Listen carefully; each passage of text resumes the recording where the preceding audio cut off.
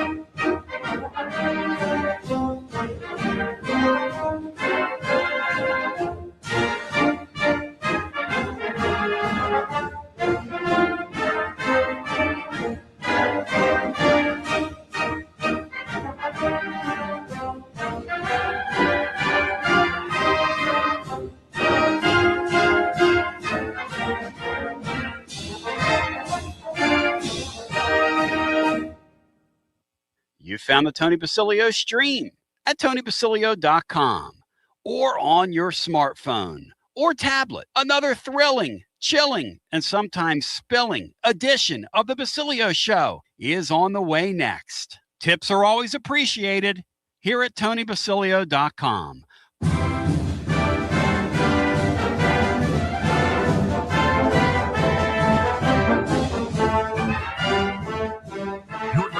FM 105.7 and AM 1340, WKGN Knoxville and W289CU Knoxville, Fan Run Radio. I'm pretty pumped today, so let's do this thing. Live with you on your Tony Basilio Show. It's Friday. And watching the baseball Vols last night, I was getting that old feeling, Allison Krause.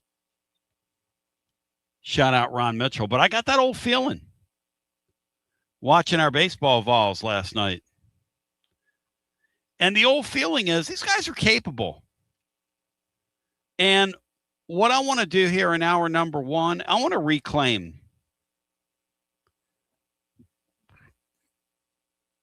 what it is we do. Because it's easy to forget what it is we do when you forget what it is you do. But what we are is community creators and celebrators.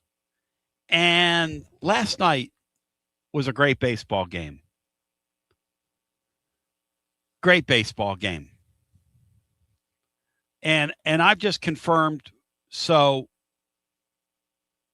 Will Heflin he and his wife are in labor right now. I'm doing tomorrow's post-game show. And I want to get in the mood for melody here. First of all, prayers up for them. That's most important. She's a sweetheart. I love last night's game. First of all, they played that thing for a studio audience, and it is what it is. But Oklahoma had like 17 hits in the game, and Tennessee had 7 and won the game. And what I want to do today is I want to reclaim our history here. And I want you to tell me about some flashpoint moments. And Matt and I have a special show here. Now, my friends at Calhoun's are getting ready to do a special for Memorial Day. And I'm going to tell you about it here in a little bit. But at all their locations, it's pretty next level, if you ask me. But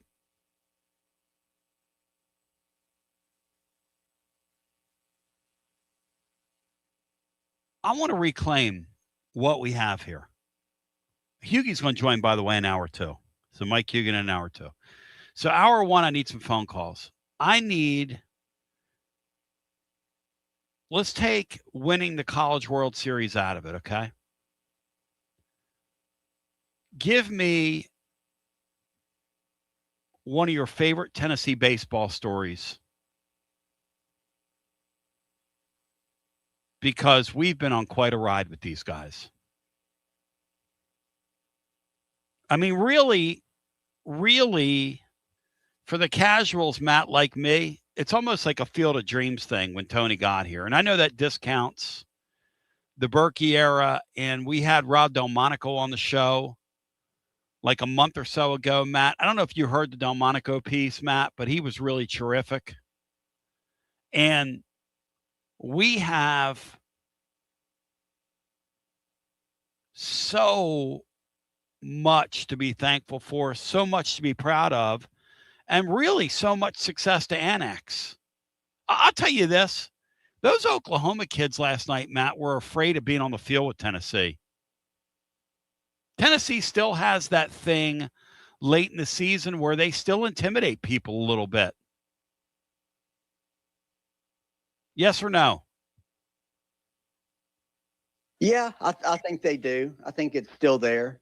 How real or not? I mean, there's obviously something to it because the team is still pretty good. Yes, and they're hitting home runs here late in the year. So yeah, I do think there's some intimidation factor.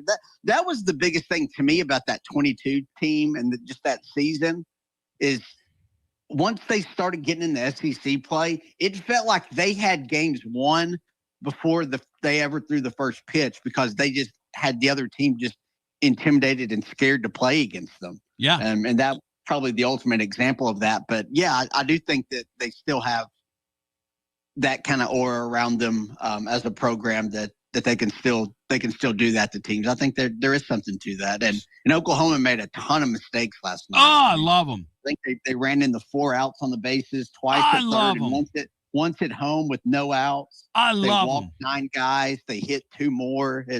They were, and they committed a couple of errors. Oh. So yeah, it was they certainly kind of, not that Tennessee didn't do enough to win, but Oklahoma certainly did enough to lose it. Give Matt a lot of credit. Matt said they're going to get to that starter. Matt said he throws the ball hard. Matt said he's going to be wild. Matt said they're going to hit a ball or 2 out on him. The 3-run shot, that was it for him. That's a big shot in that game. Levi Clark got just enough starting pitching. Really smart move to go out and get Appenzeller before facing the lefty. I love Appenzeller's body language. He gave the ball to the coach. He did not argue. He did not fight. He handed him the baseball. He basically did his job relatively cleanly. And then the Rudy guy, that's how you win. That's how you win games, man. That was a great sign, seeing Rudy come out there and be functional in the 9th inning. Boom, boom, boom. Let's get out of this thing.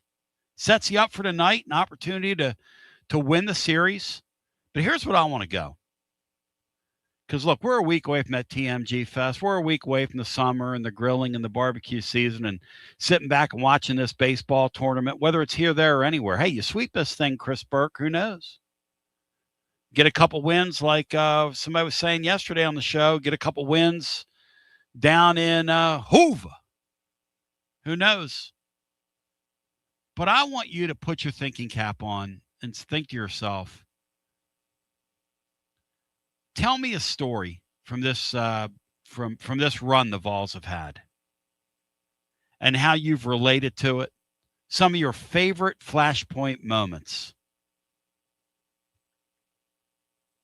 And I'll start one off for you.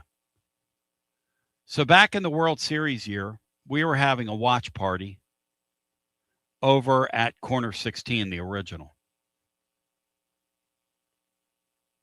And I was totally bummed out because the Vols just didn't answer the bell that night, and they had a really nice team. And that was a year after. Was that, Matt, a year after the super team got eliminated, or am I imagining that?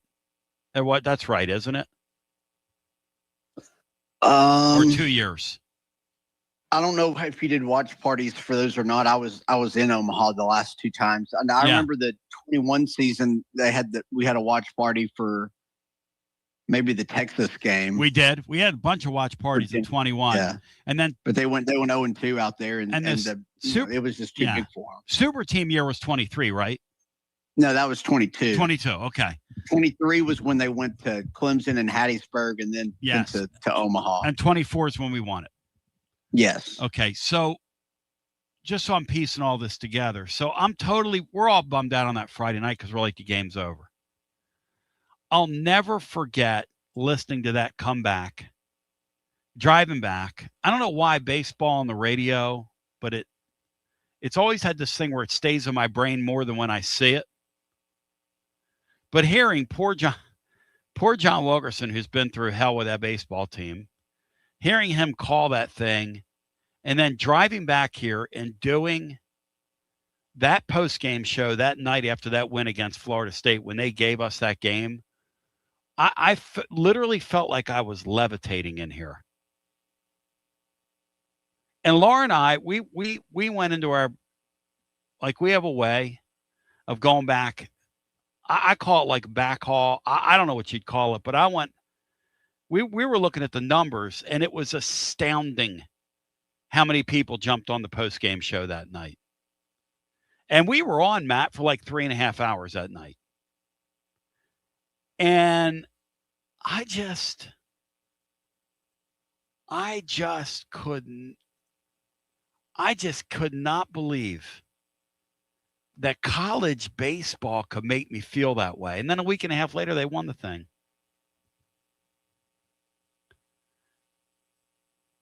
But that's my story. That night, and there are so many. I want to hear from you at 865-200-5402. And I, last night, got to thinking, you know what? Watching that game last night felt like watching a postseason baseball game. That's why I'm in this mood today. Heflin's having his baby, which would be news to Erica. I'm sitting here today, and I'm just feeling good. I don't want to talk about the NIL and money and not having a quarterback. You know, it's like, and here's the thing about it, about me ripping them last week. I care enough to rip them. I wouldn't have cared enough before to get angry about the way the year was going. Now, in a way, Matt, it's kind of cheap because I've come to rely on them for like a feel good, but them having the last year and a half sort of gone through the wilderness a little bit, which, by the way, when you win a national championship, you're going to go through the wilderness. And the pattern that Tennessee and LSU were in was not sustainable, where one wins it one year, and then the next year, one of those teams takes a year off, and then the next team wins it. That was never going to be sustainable anyway. So whatever. I want to conjure up some of the great feelings of what this baseball team has done. Matt, give me one, and it's like asking Matt to choose a favorite kid, but give me one flashpoint moment for you. And I've got 3 written down here, and if you can get one of my 3, I'm going to hook you up with a copper card or a gift card to our friends at Alumni Hall. Your choice. Matt, give me one of your favorite, and tell me a story around it, because you've traveled to so many of these things. You've had so many behind the scenes type stories as well. Yeah, the one where I got Tony Vitello to cut a promo on you when we were standing on home plate there in Omaha after they won it all was great. I'm gonna take a not obvious one. Okay. But so coming out of COVID in 21, I think their first home series, they were hosting LSU, and it was kind of a struggling LSU team in Maneras last year. And Tennessee kind of stole the first game, where they had, I think it was a rain delay or weather delay. They were getting ready to, I think it was in the bottom of the 9th, and they were down a run or two, and they were getting ready to lose, more than likely. But they had a weather delay, had to come back the next morning, and, there's like 50 people there. And Drew Gilbert ropes an RBI double down the right field line to tie the game.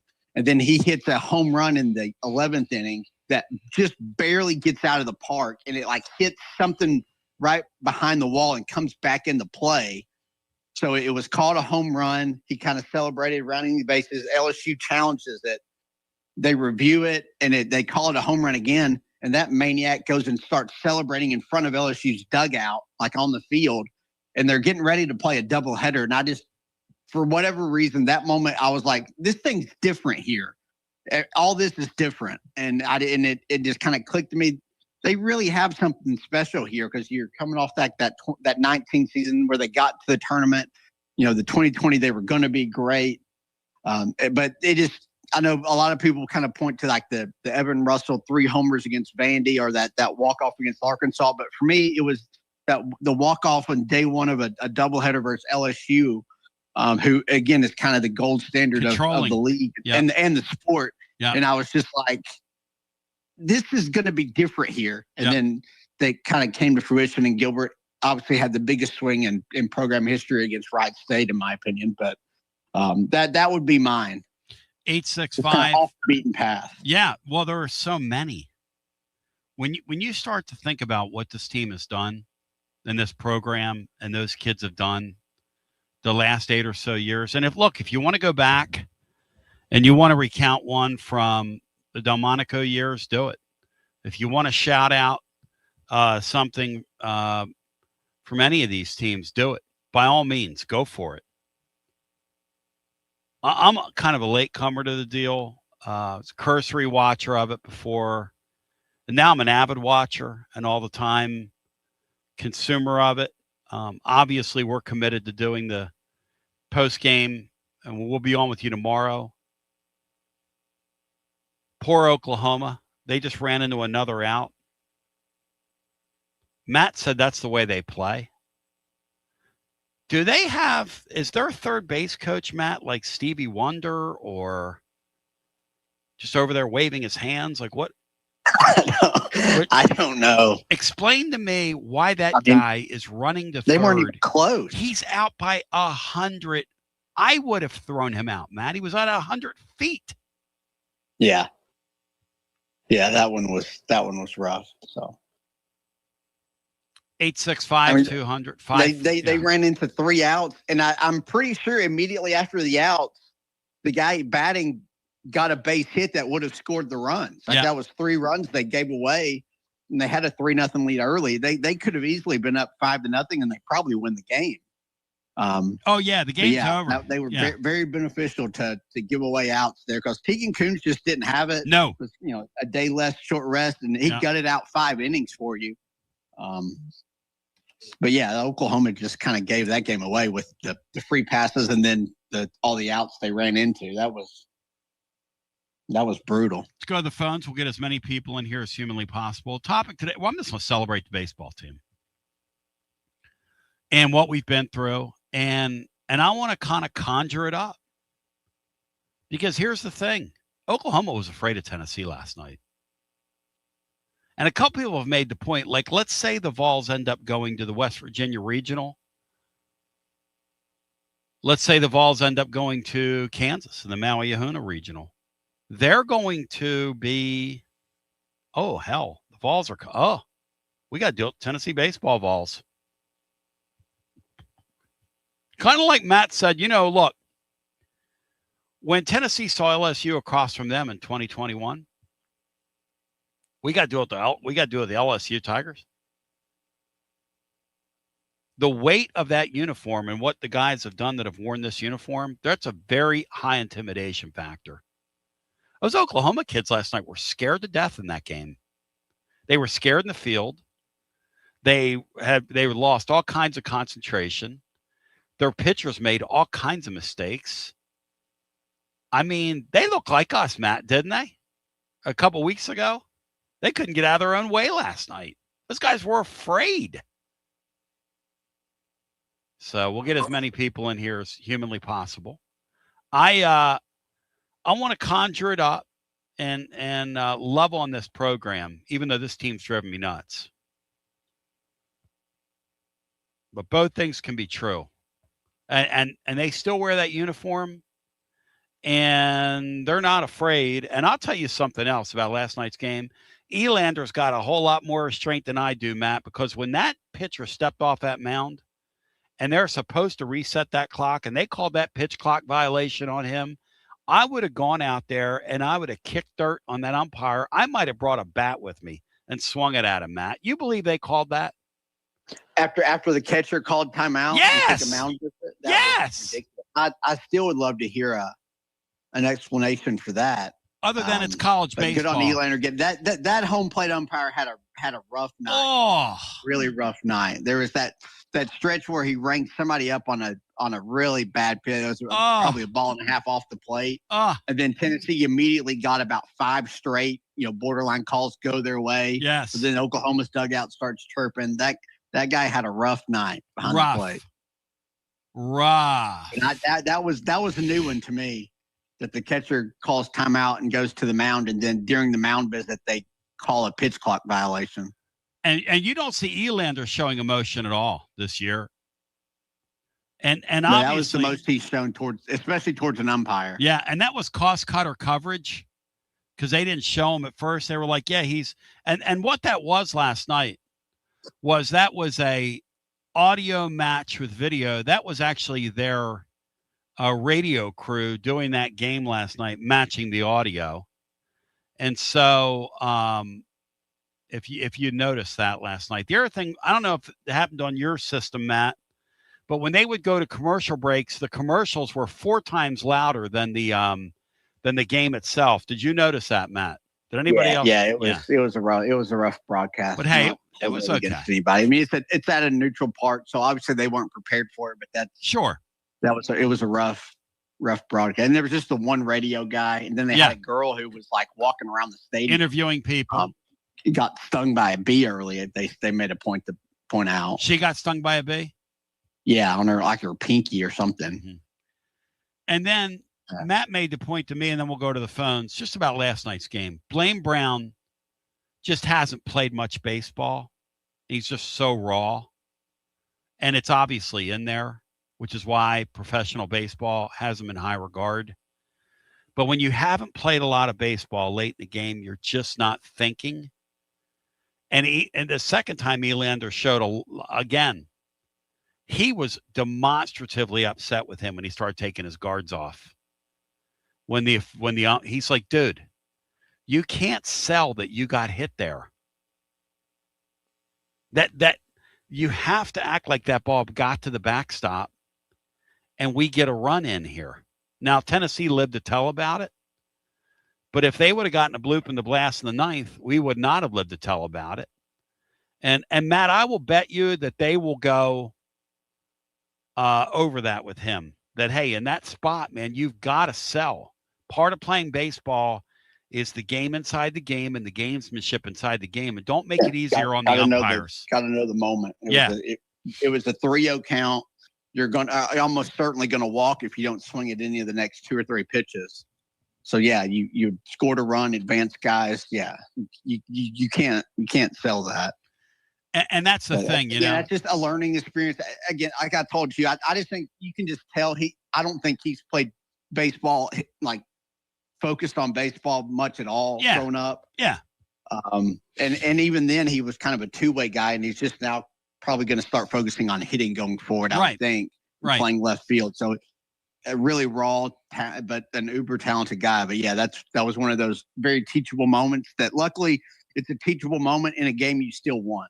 To the phones we go. I want to celebrate what we've seen, what we could see in the postseason. Because when I saw Oklahoma last night get intimidated by the Vols, I'm like, this is who we are. Claim that. And maybe, when the postseason rolls around, it's sort of like last year's team. You start believing when you put the uniform on. Scratch your way out of a regional. Who knows?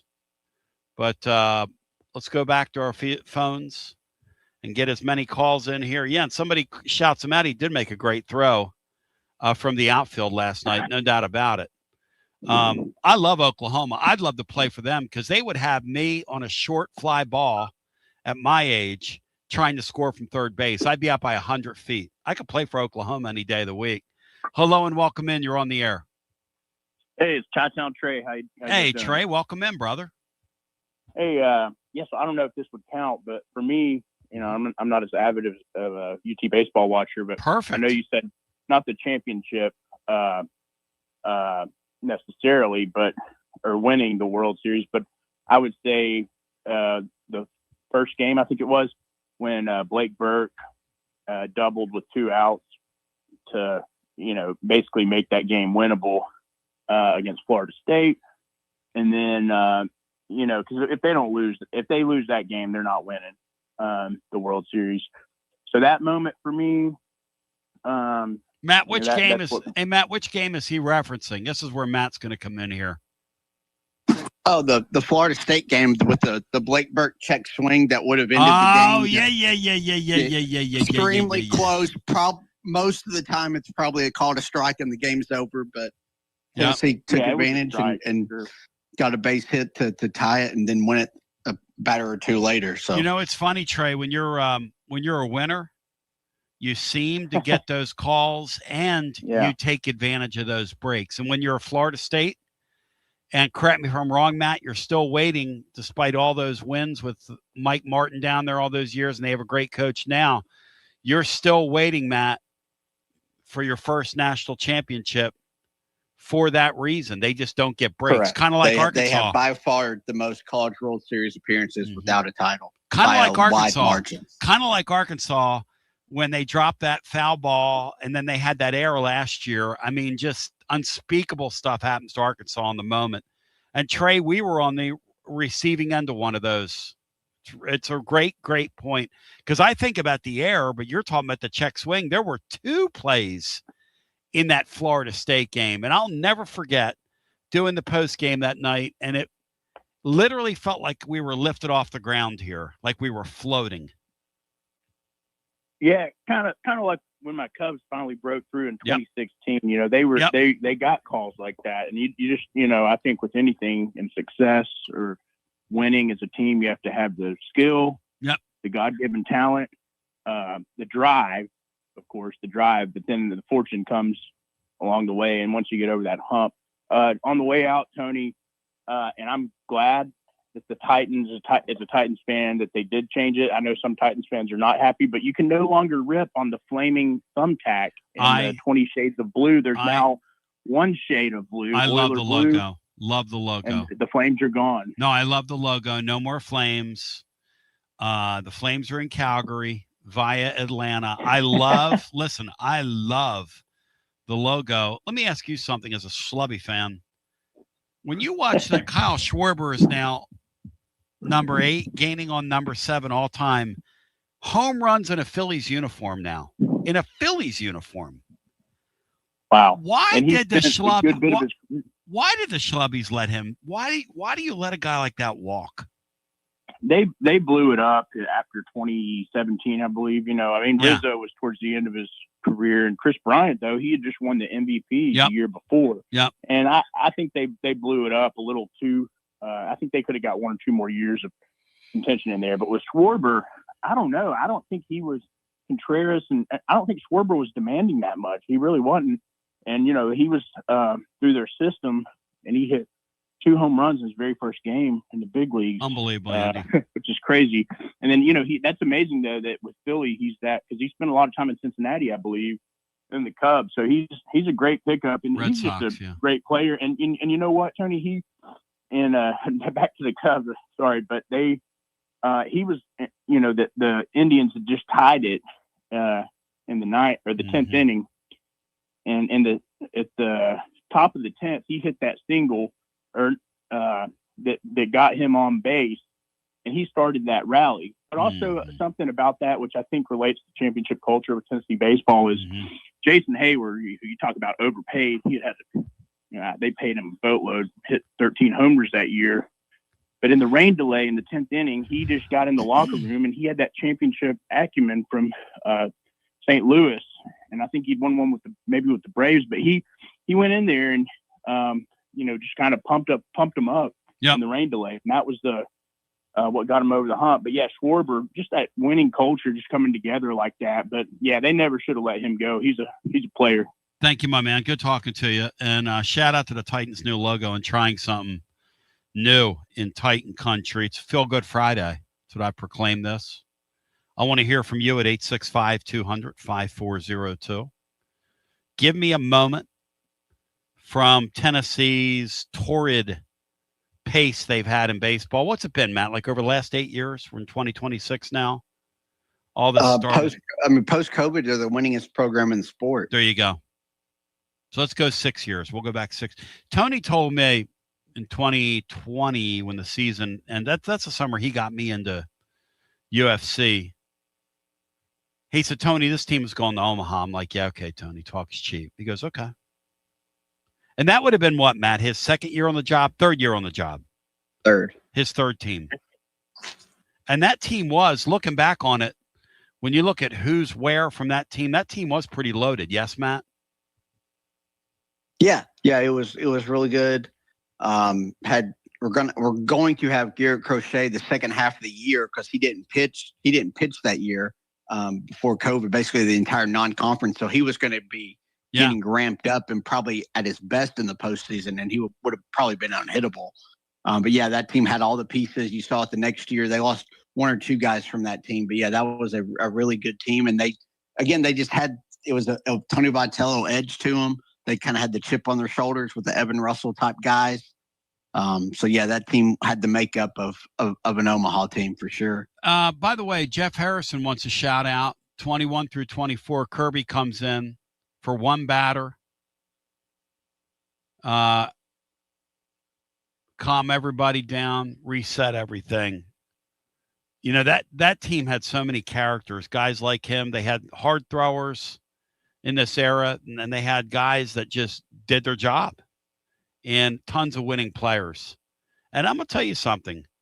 What I saw last night from the kid who closed the game, that was winning baseball, Matt, because that was gutty from him to go out there and do that, perform in that spot. Very gutty.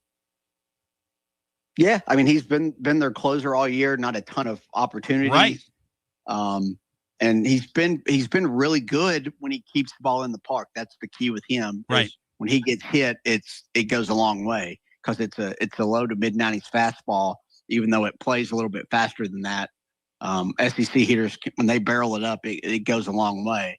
But yeah, that was big for him to go out there and get those outs. 865-200. A gut punch loss to lose last night. Do what? It would have been a gut punch to lose that game last night. Even though you didn't play great. That's right. I mean, gave up a bunch of runs and gave up a ton of hits. Yeah. But that would have been a really bad loss because you used two of your bullpen arms and you just don't have, I mean, we've talked about it. Fact of the matter is, 6 weeks ago, that's a game you lose. Lately, they've figured out a way to win those games. And that's why 6 weeks ago, that ball at home gets too far away from Stone Wallace and the guy easily walks in. Henry Ford drops one of those, throws to him at third or misses tagging a guy. And the guy doesn't get thrown out. Yeah, those are the kind of thing. And Levi Clark certainly doesn't hit a home run that's out of the park. I mean, he 2 strikes especially. Outfielder doesn't even turn around on the ball. It's hit so hard. It's like that one that Oklahoma guy hit. Wow. And like fourth inning was a shot too. Goal. That guy's never been cheated out of a swing. Woo! Good Lord. He swings out of his shoes, Matt. Yeah. Go!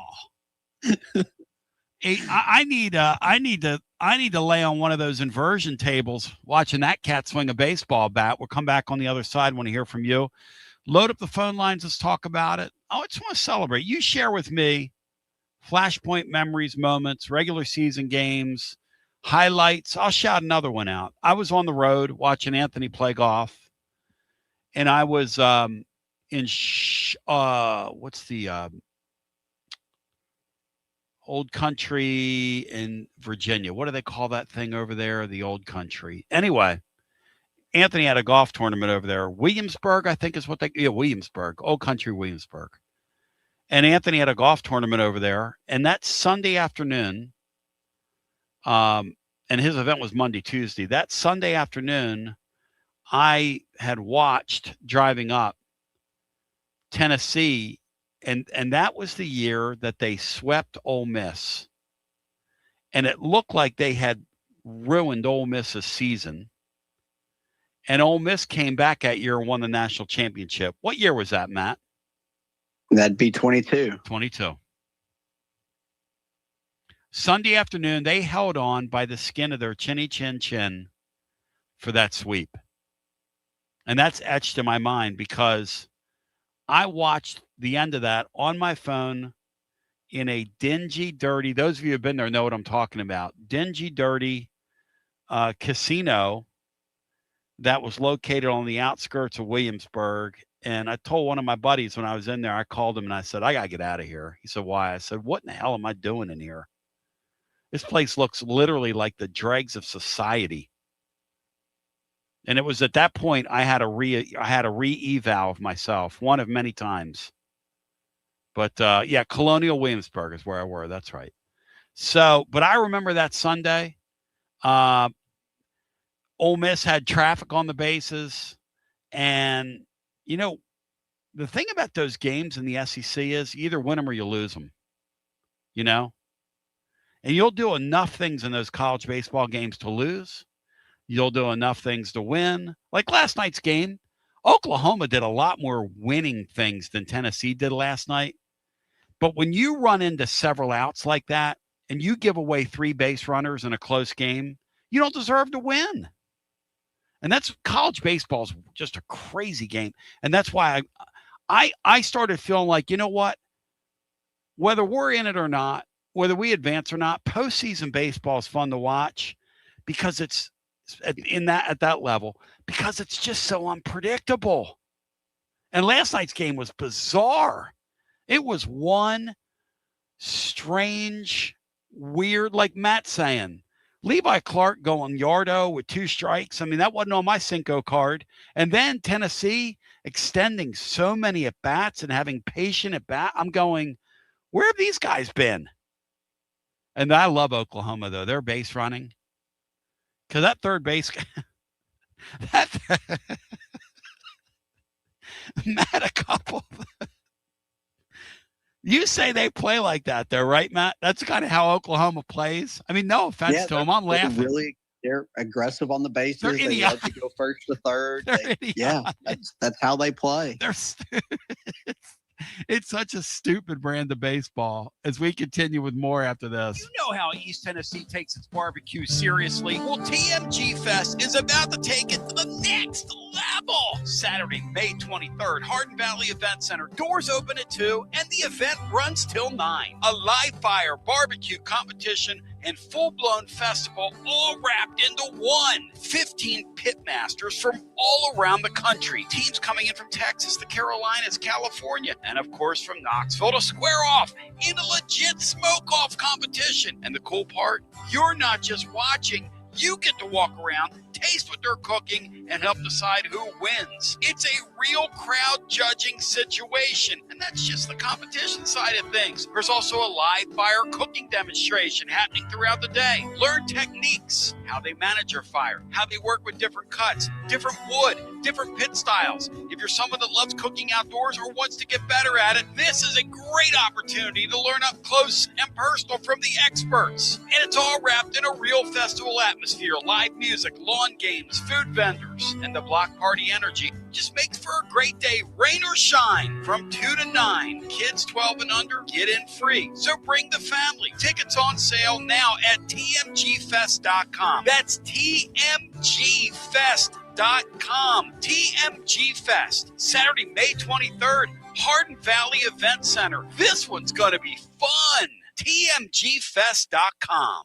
Life never stops moving. And between the 30-minute commutes, daycare pickups, weekly soccer practice, Tuesday night yoga, X number of coffee runs, and that weekend trip to grandma's, you're racking up the miles. What you need is a tire that can keep up. A tire designed for doers. A tire that's going to last. Like the exceptionally long-lasting Michelin Defender tire. With an 80,000-mile warranty and the safety and comfort you expect, you can forget all about the miles ahead and focus on getting to your destination or conquering your to-do list. Fleet Tire, I-275 exit 1B at East Woodland Avenue in Knoxville. That's Fleet Tire, I-275 exit 1B at East Woodland Avenue in Knoxville. Fleet Tire. He doesn't always drink beer, but when he does, he definitely prefers Dos Equis. That's right. The most interesting man in the world has returned. and he's more interesting than ever before. His phone is addicted to him. All of his teeth, all are wisdom teeth. So raise a Dos Equis to the man, the myth, the legend. And remember, stay thirsty, my friends. Dos Equis, enjoy responsibly. 2026 Cervezas Mexicanas, White Plains, New York. Inward Half is committed to the game and the memorable moments that happen in between. From the tee box to the tailgate, from the green to the big game. For the first birdie with Dad, the first big win with Mom. Friday night lights, Saturday superstitions, Sunday traditions. Fall into the comfort and unparalleled performance of Inward Half. This fall, enjoy the walk-in. Are you tired of hiding your smile because of crooked teeth? At Knoxville Smiles, we've got the perfect solution. Invisalign.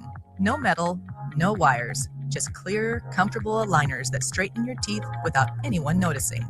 Eat what you want, smile with confidence, and see results in as little as 6 months. Call us today for more information about Invisalign, 865-539-1776, or just visit us online at knoxvillesmiles.com. Smile brighter with Knoxville Smiles. Out-of-town law firms have been swarming into East Tennessee lately. From Memphis, Chattanooga, and Birmingham, they've stormed into the area. Wouldn't you rather do business with a local firm? You know, a true neighbor. Marcos Garza and the pros at the Garza Law Firm are just that. There are neighbors and friends that support local causes year-round. The Garza Law Firm works to serve you professionally on criminal matters, injuries and accident matters, and Social Security and disability filings. The Garza Law Firm is here for you at garzalaw.com. The Garza Law Firm. Let us help. Nothing reminds you of how much you rely on your air conditioner like the first really hot day in East Tennessee.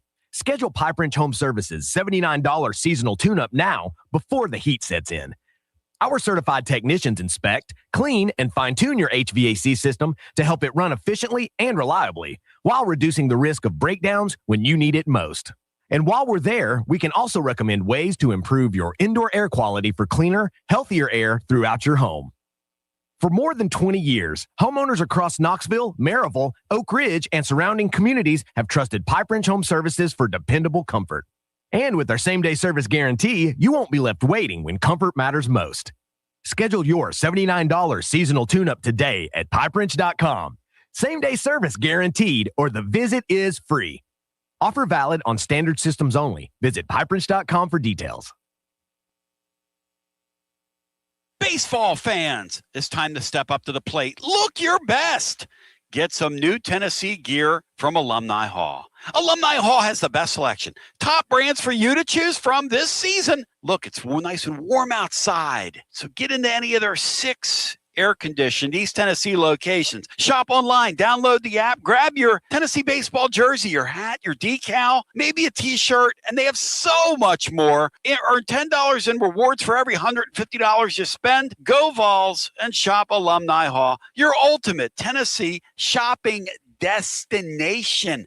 Touch them all with Alumni Hall. Next week is a huge week for your Knoxville Smokies. Don't have your tickets yet? It's not too late. Join us Tuesday as we honor our incredible law enforcement. And Wednesday is all you can eat. The weekend is kicking off with one of our favorites, Margaritaville. Food and drink specials all night long with that island feel and post-game concert and fireworks. Saturday, it's not only a doubleheader, but it's Grateful Dead night and fireworks. We end the week with our day game of the week on Sunday. It's jam-packed, so get your tickets now at smokiesbaseball.com. PB back with you. Matt and I were talking, which putting it all together, the Tony Vols era, because how you go from 0 fan support to literally being as important as the basketball team, which is what they became, is pretty nuts. I mean, I'm just going to tell you, at the peak of that stuff, okay, we were doing football-like crowds, football-like audiences and post game. Now we're not doing that now. Little hint to you. Air's out of the balloon a little bit, but that's not surprising. That's no offense to anybody, but you know, you ebb and you flow, you know. And when you're doing what we're doing, you want to be there to meet the moment. It's not your job to. You just got to open the door, and as many people come in. But that said, the timing Matt, looking back on the Vitello thing, so perfect. The year coming out of COVID, I'm going to give one of my flashpoint moments that I love. This is when I knew this was for me. Because, look, I'm an old school wrestling fan, and I like a little sizzle with my steak, okay? I like a little heat in my sport. I like a little heat on my rub. Shout out to my boys at the TMG Fest next week, next Saturday, May 23rd. Get your tickets. We'll be at the Hardin Valley Event Center. Smoking competition for the world to see, live fire demonstrations, etc. One of my favorite moments, Matt, and then we go back to the phones, is when Tony Vols, his scrappy team against that great Arkansas bunch. Now I'm back in 2021, but you got a socially distanced crowd, so you don't have full crowd there. And he's wearing his mask, and he was wearing it down around his neck like they did back then. But he had words with one of his mentors, and he put that mask up, and he was going. You could just see him. And they were really screaming at each other, Matt. And I thought, Gaw! I'll take this sport. This is like old school hockey, man. They're getting ready to throw. Hey, Matt, there was something about that spoke to the ethos of this place. I think that season is when they captured all those people, because we were all like stuck inside. Yeah, and you came out of that. You had a team that played with an edge, that had the big moments that came through in the clutch, and ultimately that won. And yeah, it was a perfect mix coming out of COVID you just kind of caught lightning in a bottle there with the characters and the winning, the coach, and just all of it. It was just a total package, and you just took the sport by storm. And luckily it culminated in a national title a few years later. And that 22 team just ran roughshod and was just renegades over the thing until they got neutered there in the postseason. So yeah, it's all of it. There's, like you said, there's so many different moments that you can pick from, and there's hundreds of them. We'll continue to get just so many. There's literally, it's countless how many you can point to and be like, that was my favorite. Hundreds of them. That thing that happened that afternoon, I was like, this is wrestling, man. This is like wrestling. Hello and welcome in. You're on the air. Okay. Hey, Tony, Matt, Chris from Birmingham. How you guys doing? Hey, Chris, welcome in. Yeah, we're driving 11 hours back from Michigan to Birmingham, actually to Hoover's where we actually live, but just got to visit with our first grandchild. God bless you, man. That's awesome, dude. Yeah, where in Michigan? Where in Michigan are they, Chris? Yeah, where in Michigan are they? Where in Michigan are they? They're in Muskegon, which wow. is 2 hours north of Chicago on the Eastern Shore, and you take the ferry from Milwaukee, Wisconsin, over to our daughter finishing her OB residency, and she and her husband Jess and Malachi, they're about to head out for at least 2 years as medical missionaries in Africa. Wow. So they're good kids. God bless you, man. Yeah. So my son and I had an awesome memory that you're speaking to, where we were at the 24 LSU game at Tennessee, and we got to see and talk to Chris Berg before the game started a little bit. But then Billy Amick with the world's greatest audience participation walk-up song. It was his first at bat after coming back from an injury, and he long balled it to left, knocked it out of the park, and that was the beginning of a great series with LSU, and of course on to the other things at 24. But my son and I were actually at that Florida State game in the College World Series, and we got to listen to you guys as we drove from Omaha back to Kansas City to spend the night. And Caden listened to about the first hour of you, but then he fell asleep. But you kept me company for the rest of the drive back to Kansas City. So that was awesome. And just grateful for you guys already talking about how if I was an Oklahoma fan last night, I would have been so pulling my hair out with those 17 hits that were neutralized by base running errors and walks given to us and hit by pitch. And that was a crazy game. But the interesting thing is that if you take the next two from Oklahoma, or even for where you are right now, 4 weeks ago, if you looked at the schedule and said, "Oh my goodness, we got to close with Texas and Oklahoma," that was not looking good. But here you are, sitting with a chance to, hey, you win the next two, you might get to host. You never know. Never know. Never know. Win the next two, you never know. Win a couple in Hoover. I mean, you never know, Chris. Yeah. But congratulations to you and your family, and that's awesome stuff, man. Thank you, brother. Hey, you guys have a great time. I should have told you. Yeah. My sweet wife Amanda, we're driving down the road. We got 10 hours still in front of us, and Amanda says, "So what time does Basilio come on?" Because you got our whole family hooked, listening to you from our son and his wife. They listen to you in their house in Birmingham and family in Knoxville, and they're always like, "Hey, Uncle Chris, good call." And so wow. We're very grateful. We're very grateful for all of your families from our family. So have a good one, guys. Thanks so much. Bye. Another great call, Uncle Chris. I agree with that. So thank you, Uncle Chris. You got a new nickname now on here. He's Uncle Chris in Birmingham now. Another great thing about this era of Tennessee baseball that we've enjoyed, and it's something that Taylor pointed out, these guys aren't getting out as much as past groups did. Tony was a big believer in that. And I hope, Matt, that in the future they'll figure out a way to get their guys out in the community more like the past teams did. Because that was that's another thing about that era, Matt. It was very old school feeling.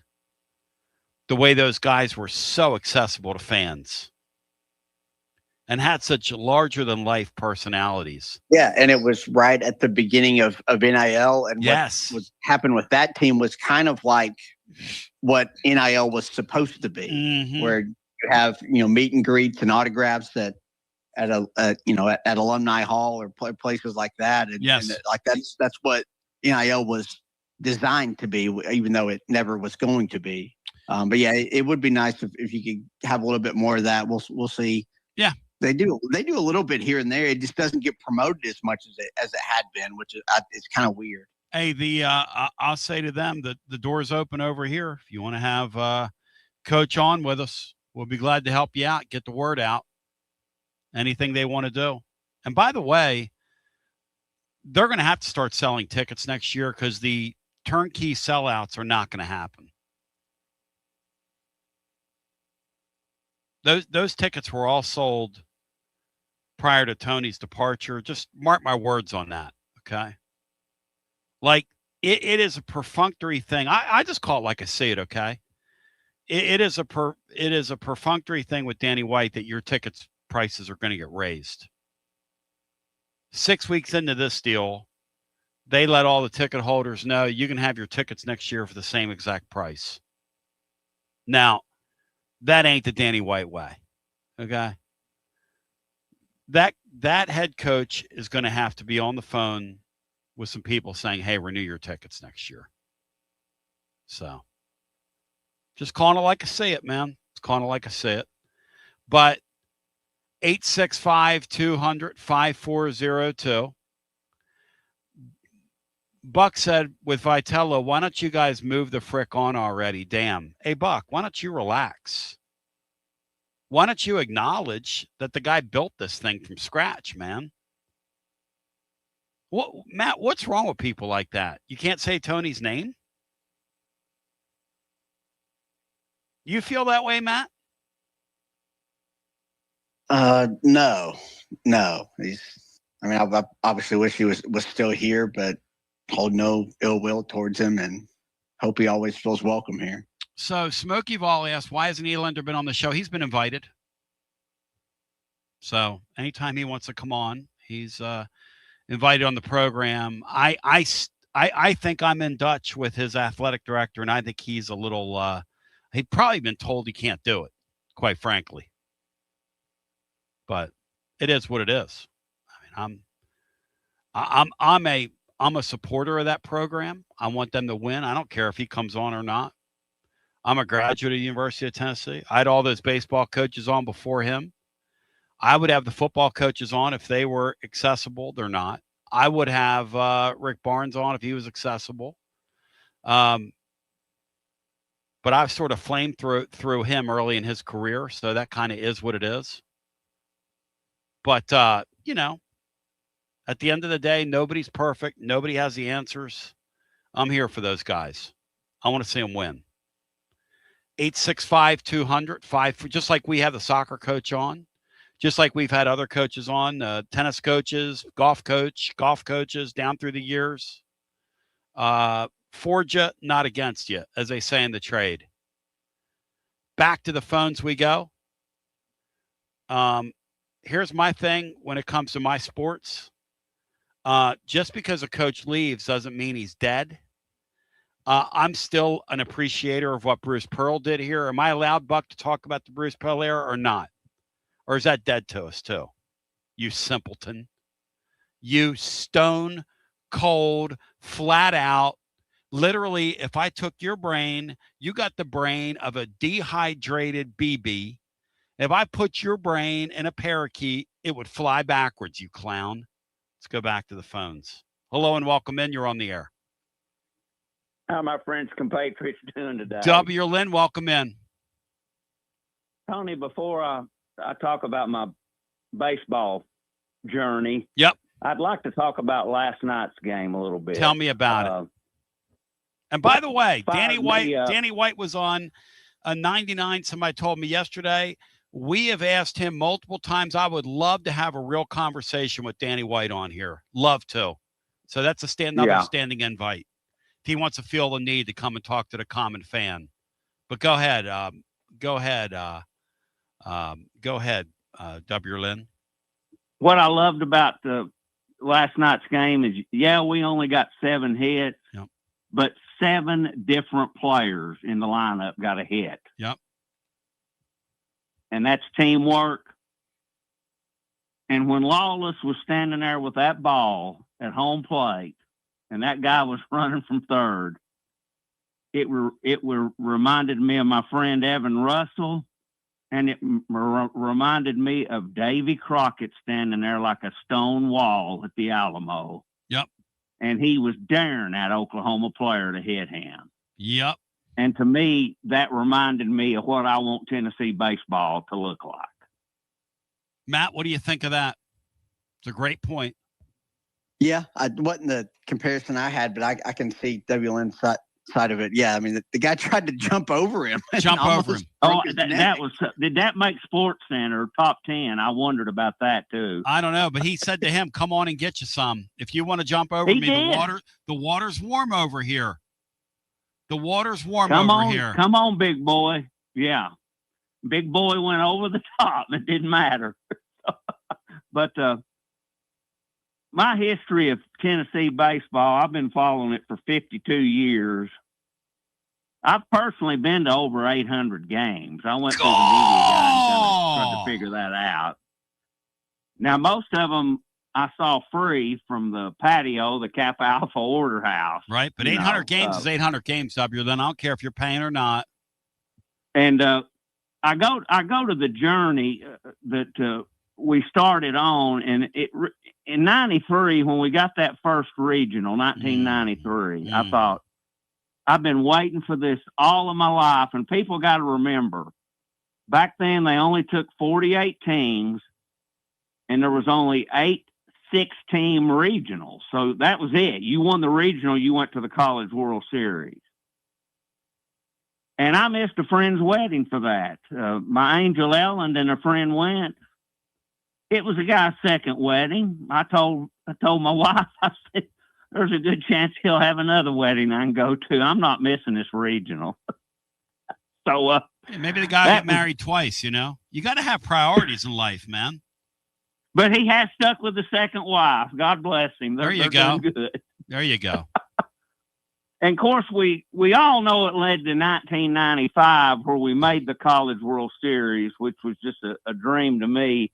But 1994 was a big moment for me because we had powerhouse Arizona State in here. And we won, and then, they beat us, and we had to come out of the loser's bracket at home. And then we had a game, last game, winner take all, Arizona State. And our patio was packed. They were sending people from the sports information or athletic department would send a student to our patio and ask me how many people we had up here. Goal. And they claimed they were adding it to the attendance. Because people were lining the fence. The attendance was well over 5,000.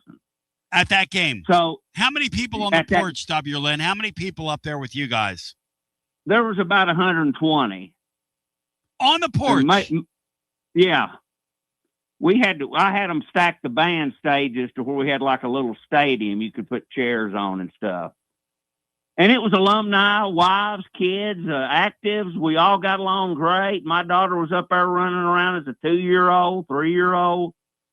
So, but everybody has said this, and I don't know how it's possible. Yep. In an outdoor stadium. Yes. But when Todd Helton hit that damn grand slam off the scoreboard to tie the game. Yes. It sounded as loud as being in Neyland Stadium or the Tommy Bowl. The roar that happened. And for a game we lost, that was just such a big moment to me because I'm thinking, we're climbing up the ladder. We're climbing up the ladder of college baseball, which I'd been waiting all those decades for. Yes. And we lost the game in 10 innings by 1 run. And, of course, that was sad. Yep. But that moment where he tied the game was just you just can't describe it. It kind of, what you're talking about too reminds me of that. One of my favorite sporting events still that I've ever seen, been a part of, watched, whatever, was that Notre Dame game that we lost in 90. I was thinking the same thing, Tony. And that's it. Sometimes you don't win.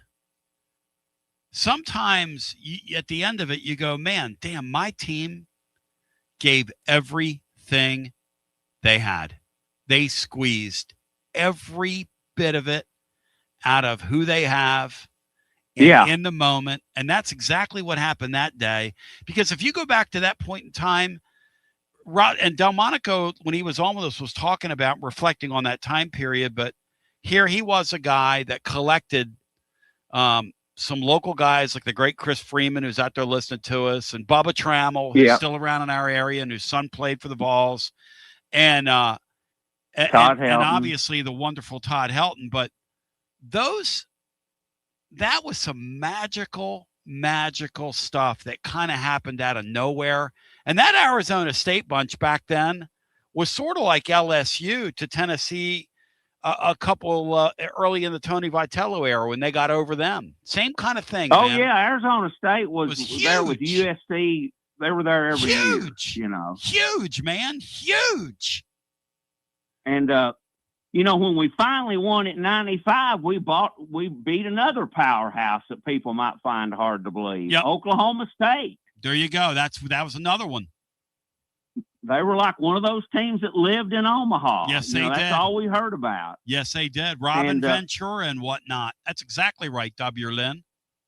And the SEC really got no respect back then. I mean, Delmonico's second team went 41-19, and we didn't even get an at-large bid.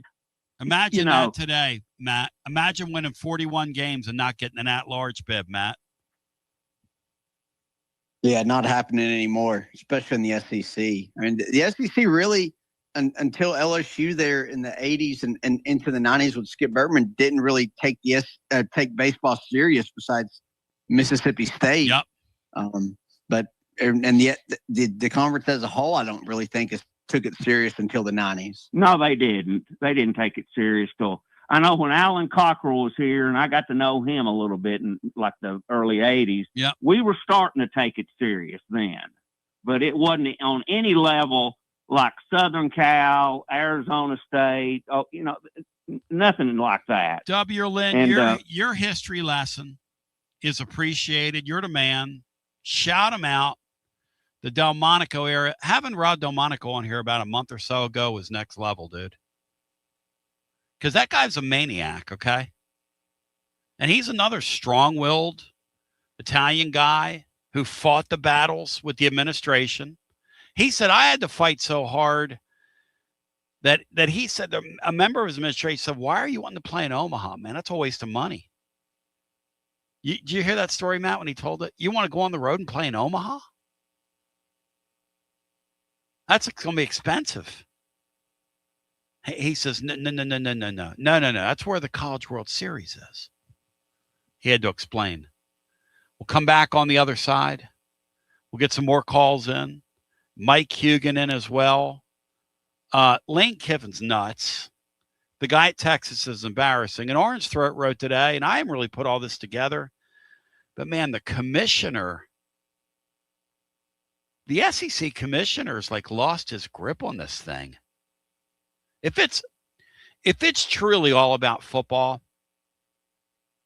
and we're going to talk about this hour coming up. Think about this, and continue the baseball conversation. But think about this for a second. If it's truly about football, right? Then, and you're the commissioner, and you wanted a 16-team playoff, and it's going to go to 24. And you didn't want to play a 9-game schedule, but you did so you could go to a 16-team playoff. But now you got a 9-game schedule. So you got outflanked and outmaneuvered on that one. Oh, and by the way, the coaches in your league are now saying they want a 24-team playoff. And they're showing zero respect for you by chirping on Ole Miss. That's zero respect for the home office in Birmingham. When Steve Sarkisian's out there feeling that empowered to use the term basket weaving, and Lane Kiffin's giving his thing, Throaty talked about, he's giving his interview to Vanity Fair because he needs the attention and says what he said about Mississippi. I mean, this commissioner, like, he has no clothes. As they say in parts of Middle Tennessee, and Laura says this because it's where people come from, they got no clothes on. That commissioner got no clothes on. The emperor got no clothes on. No clothes on. And that's a sight right there. So we continue with more. That's got to be rough for him because he's a big ego guy. For him to wake up today and realize, you know what? I don't have a respect around here. So we continue with more after this. You're listening to FM 105.7 and AM 1340, WKGN Knoxville, and W289CU Knoxville, Fan Run Radio. Tona B, inviting you to experience the Collins Insurance difference. And what's that? How about multiple top carriers that you can trust? Like Erie, they underwrite our entire Raymer studio and everything around it. Travelers, Hartford, Hanover, Progressive. We do what's right because we care. In today's technology-driven world, maintaining the human touch, Bruce Springsteen, is one of our main focuses. We deliver the best customer service humanly possible. We give you someone that you can actually call or sit in front of. Imagine that. No call centers here. Experience the Collins Insurance difference. Check them out at collinsinsuranceTN.com, and they're Mrs. B approved. Collins Insurance. It's the hottest post-game show on the planet. Garza Law, fifth quarter fan reaction. Fan reaction. As soon as the final gun sounds, we're live. Big news, Basilio family. Get ready because the 2026 Knoxville real estate market is officially shifting into high gear. All signs are pointing toward a record-breaking year, and the energy across East Tennessee is absolutely electric right now. Whether you've been dreaming of finding that next home, looking to capitalize on your current equity, or ready to dive into the investment world, the timing has never been better. Having a game plan is the key to winning in this fast-paced market, and I'm ready to help. Give me a call, Jennifer Morris, at 865-694-5904, or reach out at nextmovesmokymountains.com. That's nextmovesmokymountains.com, and go Vols. Basilio here with the great Chad Stockton of FC Alliance. And Chad, I can hear it in the background, brother. It's World Cup season, and you guys are in the middle of it. Talk to me. We are excited. Our U9 through U12 trials just kicked off today for our locations in Knoxville and in Johnson City. So we're ready to offer any player top-level competition, top-level training anywhere they want to be in Northeast Tennessee. In our programs, we offer competitive play for anywhere from 9-year-olds to 19-year-olds.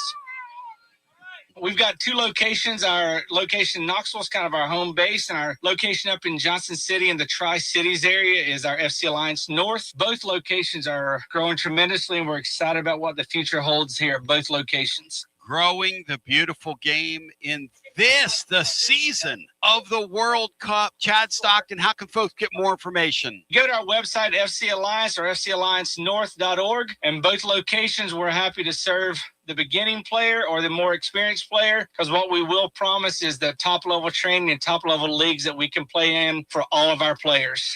Growing the beautiful game in Knoxville and now also in the Tri-Cities. FC Alliance. Thank you, Chad Stockton. Thanks, buddy. Hi, I'm Jim Simpson, owner of Simpson Meats. When's the last time you grilled a really good burger or steak? One your friends still talk about. Our goal at Simpson Meats is to make that happen every time you have a cookout. All of our cuts of meats, steaks, burgers, briskets, and pork are always fresh, flavorful, and sustainably sourced. We are family owned, so we know the importance of knowing how and where your food is raised. We have been putting quality first since 1888. Visit our butcher shop off Lovell Road or online at simpsonmeats.com. Got a plumbing or HVAC problem at home? Whether it's an AC that won't cool, a furnace acting up, a clogged drain, or a water heater problem, Pipe Wrench Home Services is ready to help. Right now, when you schedule any HVAC or plumbing repair, your service fee is waived with the completed repair. That means expert help fast without the extra cost just to show up. Our certified technicians will quickly diagnose the issue and provide reliable solutions to make your home comfortable again. And with our same-day service guarantee, you won't be left waiting when help matters most. For more than 20 years, homeowners across Knoxville, Maryville, Oak Ridge, and surrounding communities have trusted Pipe Wrench Home Services for dependable comfort. Schedule your repair today at pipewrench.com. Same-day service guaranteed, or the visit is free. Service fee waived with completed HVAC or plumbing repair. Restrictions apply. Visit pipewrench.com for details. Okay, so we really need uniforms and equipment for this season. Can I trust you with that? Cool, I'll just order them online. What? Yeah, I'm going to hop online and I'm going to get them ordered. Hold up, that's not a good idea. We shouldn't just spend money on some random online retailer, okay? I mean, it seems pretty convenient. Trust me, it's a terrible idea. Let me simplify this for you. SM Athletics. Okay, how do you pronounce it? SM Athletics? They're the go-to for uniforms and equipment, whether it's for universities, high schools, youth leagues, you name it. So why wouldn't you rather go with professionals who can guide us through the process, design the perfect uniforms, and deliver the best equipment? Yeah, I guess that makes sense. What's the name again? SM Athletics. Right. It's definitely smarter to go with a company that emphasizes customer service, fair pricing, and, of course, excellent products. Exactly. So, yeah, I guess it's settled then. For uniforms and equipment for all sports, it's SM Athletics.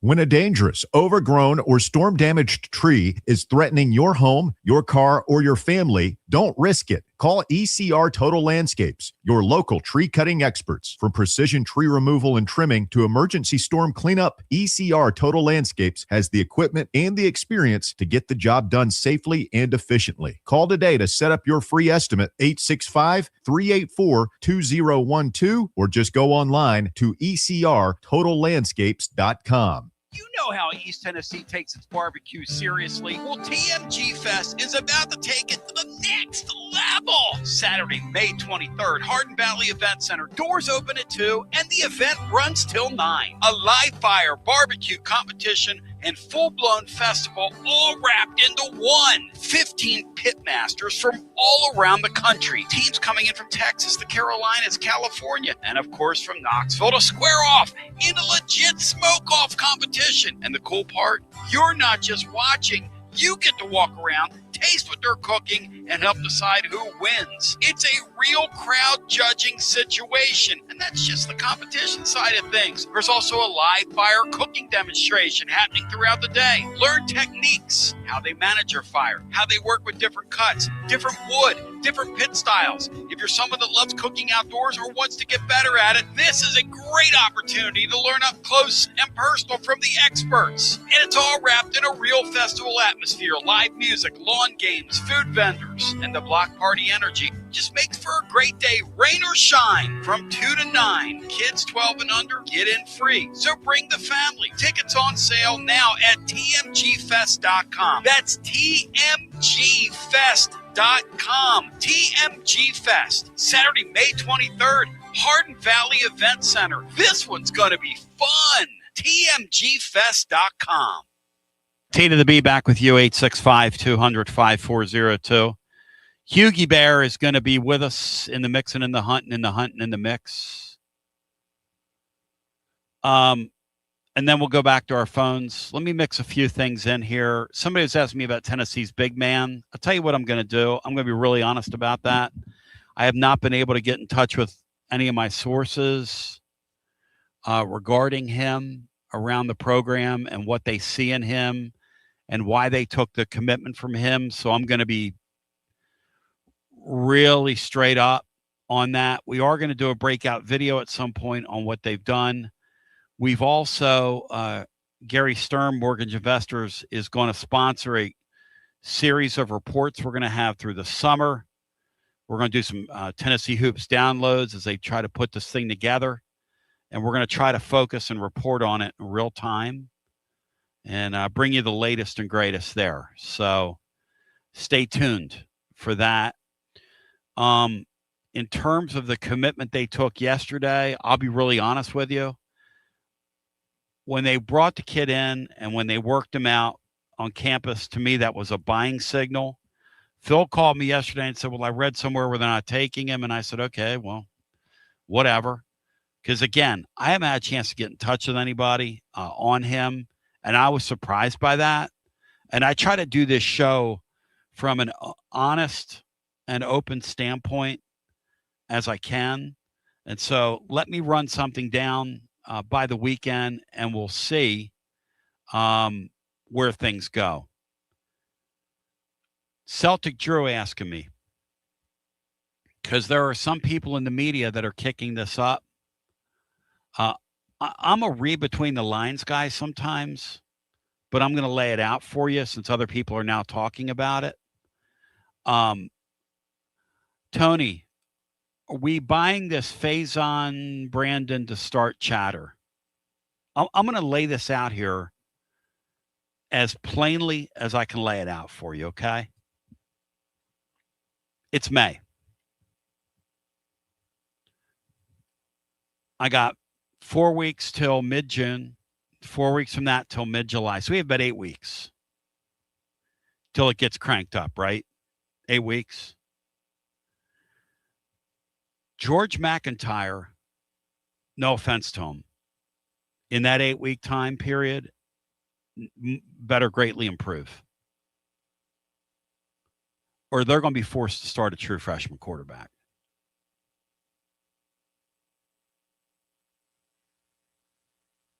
If you're wondering where some of that chatter is coming from, here's where it's coming from. People inside Tennessee's program believe that everybody inside Tennessee, now you don't know how the head coaches feels, and ultimately it's going to be his call. And he's a pretty risk-averse person.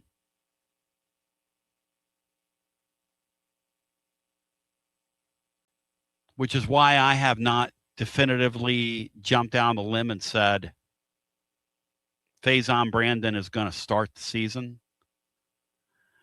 But I'm going to tell you right now, Faison Brandon was much more playable in the spring than George McIntyre was. I'm just going to put it in plain English for you. We've kind of hinted around at it here, but the reason you're getting that you're getting that talk from people and that chatter and predictions from people is George McIntyre looked like an unplayable player in the spring. Okay. And I'm not ripping the guy. I'm not. Comes from a great family. They're good people. You know, not every situation is for everybody. Not every system in the sport is for everybody. They were really surprised at how bad he was. And he was kind of looked like an unplayable player in the spring. To the point where if they had a do-over, they would have gone and gotten a quarterback for this year. Now, I don't know. It was a miscalculation by them. I don't know. And again, I'm just shooting you honestly. Buck says unplayable skill-wise or size. No, just the whole thing. Just the whole thing. And it wasn't being too skinny. No. It was just not being consistent, not being good. The thing you need at that position more than anything is I need to know who you are and what you're going to do when you're under center. The most important thing I can say about a quarterback is he's consistent, and I know what I'm going to get out of him. Yeah, you need a baseline. Yes, and Matt knows what I know, which is George McIntyre was doing this all spring. And nobody is going to put a quarterback on the field that does that if they want to keep their job. Now, if you want to lose games and get your ass beat, you'll throw a guy like that out there. And I'm not knocking him. I have nothing against him. I know we were talking about, and there was a guy in here at one point, G-Max tapeworm, but he was kind of brutal in the spring. That's where that chatter's coming from. And I know the betting markets now are who's going to be and the betting markets have the freshman as being a favorite. I don't know. Maybe the lights come on with him. Again, I'm always going to go into the supposition that guys are allowed to get better. But, and this is the big but, a Mark Griffin term. This is the big but. The big but here is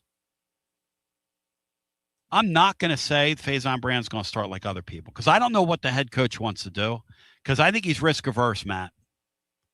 But it might get to the point where if they get into this summer practice when the team reconvenes for real and they put the pads on and go and they get into camp, if he's that bad again, it's going to be like that Leak kid in 2004 all over again. And they're going to be forced to go right over him, Matt, with a freshman. Yeah. Yes. I think if the spring was any indication, that's what they'll have to do that. Yeah. They might, not really have a choice, I don't think, because Faison does have some dynamic ability as a runner that I don't think McIntyre does. Yes. The key will be you probably need to figure out who your quarterback is going to be really early in fall camp so you can start kind of tinkering your offense and build around that guy. Whether you announce that publicly or not, you need to start, figuring out who that is. And it does sound like Brandon might have the edge going into fall camp. Yeah, so that's a great way to put it. I think he's got the edge. But McIntyre, it just wasn't good in the spring. I was told literally by the football people that I trust that he didn't look playable. At the end of the spring, he did not look like a playable player. That's not good.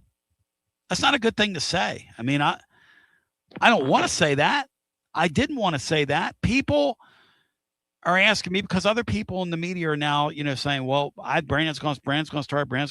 I don't know that. They don't know that. Nobody knows that. Because what I was told is Josh Heupel is a wild card, and he's going to err on the side of, if he can, they don't want to put a true freshman out there week one.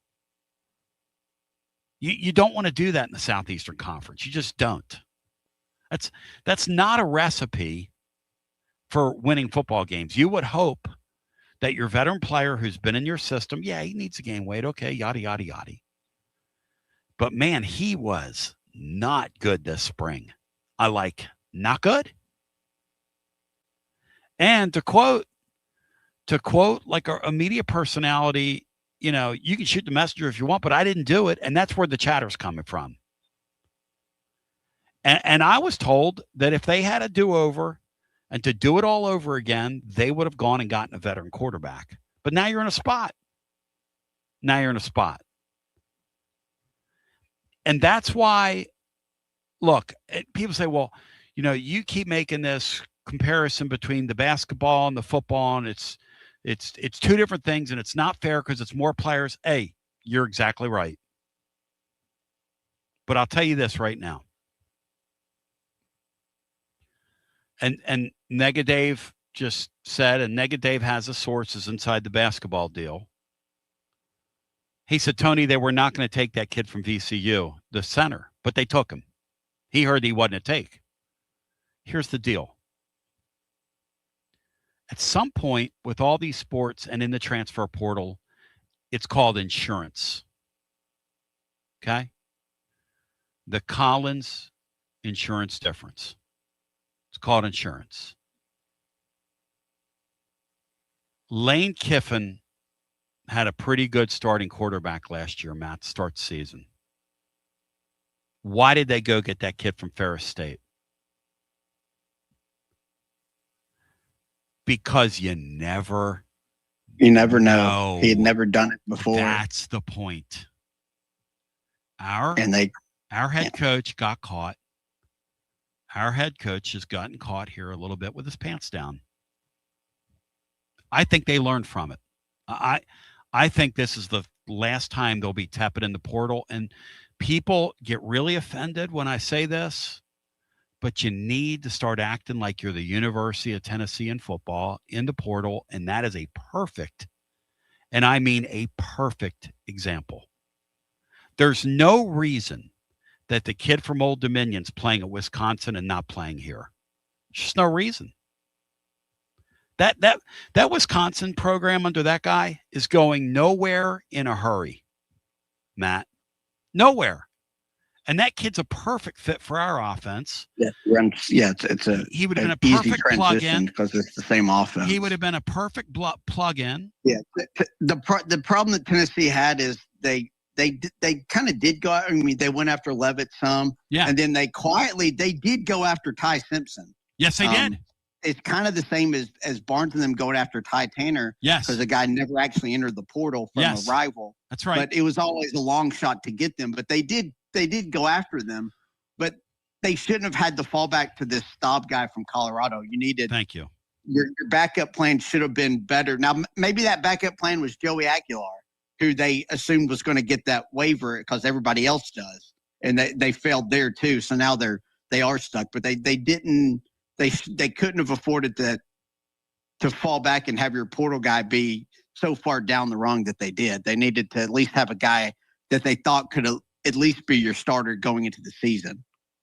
Jesse from Channel 2 doesn't like the comparison, says Simmons is a brutal player. Listen, there's a reason last year, and I'm not going to pile on the McIntyre guy. I'm not.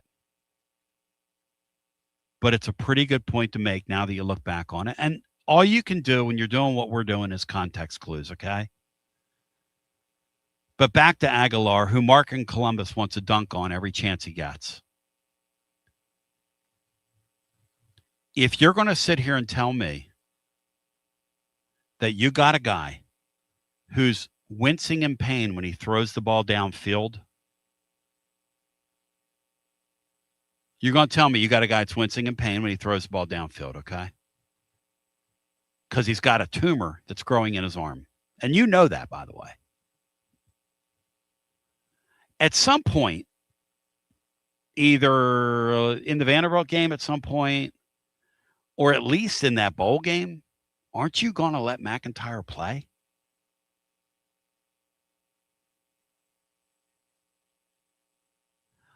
Unless you're afraid, like that Simpson guy or like that Simmons guy, that he can't play. You know? I just, for the life of me, don't understand how they got caught in this spot, but they have gotten caught. And that's why people want to know, why are the betting markets now betting on the true freshman starting? And I've stayed away from it. But somebody asked me about it here on the chat, and I'm going to address it because it's out there now. People are starting to say, well, I'm betting the true freshman. I am not saying I don't know the true freshman starts. I don't know that. I don't think Josh Heupel wants to start a true freshman at quarterback. But I'm going to tell you something. If the McIntyre guy comes back in July, and I was wondering, we say this on the air, how will the Watson Brown respond, who's very close to that family? Here's the way Watson Brown will respond, because I know him. He would say, hey, if the guy gets a chance on the football field in the spring to win the job, and I'm a football coach, and he doesn't win the job, this is called a meritocracy. And at some point, that's where the rubber meets the road. Because at some point, I have to look at everybody in my locker room in a meritocracy and say, guess what, guys? You all know what we know, which is why I was sitting with, I'll never forget this. I've told the story in the air before. Doug Matthews is an absolute character. We were sitting up there watching that scrimmage in 2004 as a nighttime scrimmage. And the Leak guy, I think his name's Chris Leak, right, is the guy that played at Florida. CJ Leak's the guy we got from Wake, and we got him to be, I guess he was like a veteran stopgap quarterback that year, and they had Schaefer and Ainge. And I went up to Doug Matthews after that scrimmage, and he was sitting like a section over the bleacher. And I said, hey, Doug, what do you think's going to happen here, man?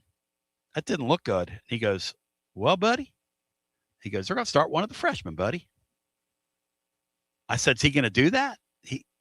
They going to do that? And he said, he going to be forced to. And sometimes in that sport, that's a spot you get in. So I don't know. I don't know. People are saying, now here's the conversation, Matt, that's going to be had as this starts to sink in this spring, okay? Regarding the quarterback deal. Because it's very complicated with Heupel. It's every guy he puts out there, he figures out a way to get productive. Is that a fair thing to say, Matt? Pretty much. They're pretty damn good. Every guy they recruit can't necessarily play their system. They swing and miss a lot, which is another interesting thing, right? So there's two conversations like Roustabout here is saying, so Merklinger was kind of an unplayable player and now GMAC? Weren't they both high 4-star prospects? I'm starting to think the issue isn't the players. Oh, listen, I disagree with that. I think the quarterback position is if you look at the rankings any given year and you look at the 5 and the 4-star quarterbacks and you take the first 20 names, there's about 4 or 5 of them that stick. And most of them don't. For Faison Brandon as a 5-star quarterback, Matt, to go in there and have the camp that he had, shouldn't we be hearing more buzz about him from our fans? I think our fans are totally gun shy from what happened to Nico, Matt. How you like those apples? Yeah. Oh, I think that's very true, and that's very fair on the fans' part. But that's also probably the best thing that could happen for Faison too, is to not have the weight of the fan base and those expectations on him. Yes. Like they work for Nico, and like they are for basically every high level quarterback you bring in. It's kind of works well. He can kind of fly under the radar. Now we'll see how long that lasts. Right. When fall camp starts, right. The build up to the season, if he's named starter. But I think that's the best thing that could happen to him, is to kind of be under the radar and not have the expectations and all that, and that excitement around him and all that spotlight. And I'm going to give you a full disclosure here again, because when we know, we know. When we don't know, we know. When we're speculating, this thing's speculation. GMAC was not good in the spring. That's not speculation. That's the reason the betting markets are doing what they're doing on this thing, the prop bet stuff. That's the reason that you're starting to hear different people jump out on a limb and say, hey, I'm hearing that Faison Brandon, they don't know. Because I'm telling you, that hasn't been determined yet.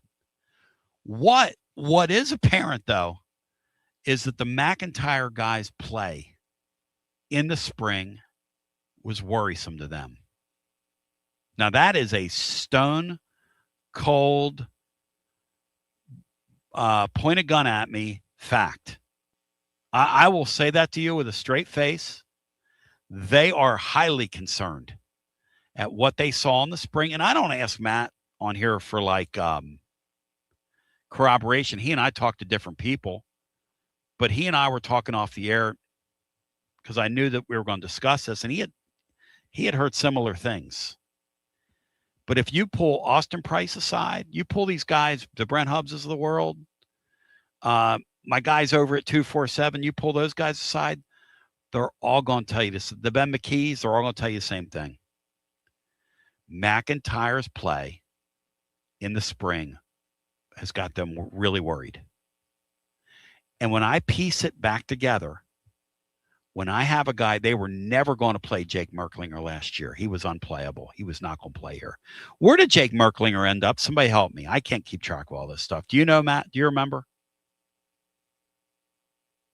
Not off the top of my head. I assumed he would have been a good fit for like a Georgia State type program because he's from down there. But somebody want to help me where Merklinger went?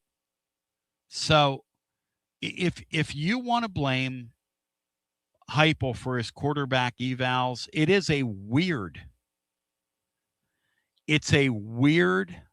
factoid that his most productive quarterback here is a guy that was laying on his bench, a guy who transferred in here for some strange reason.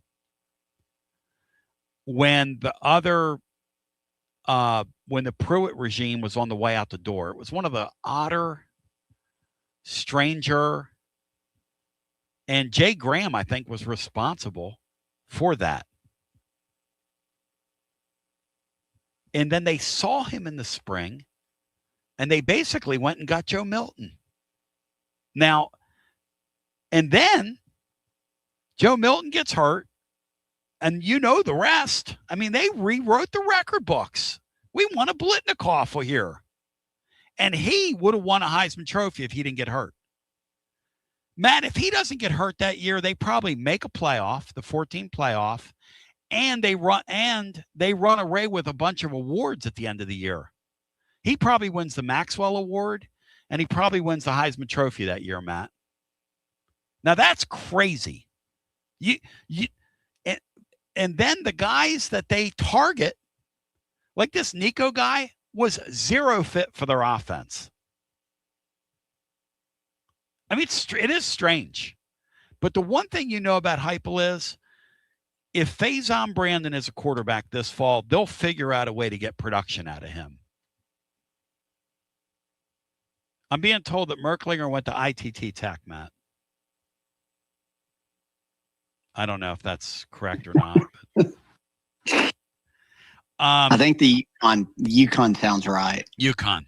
Everybody's a commodian. That's all I know. Everybody's a commodian. But Faison's milkshake says if Nico would have stayed, he would have been rocking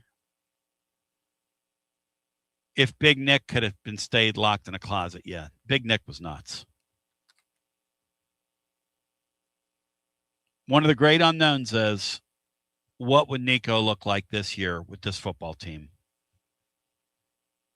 That's another do-over they might want, or maybe they don't want it.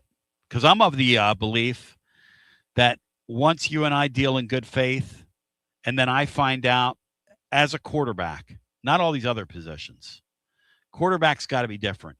If I find out as a quarterback that you're shopping yourself behind my back to other people, get your ass out of here.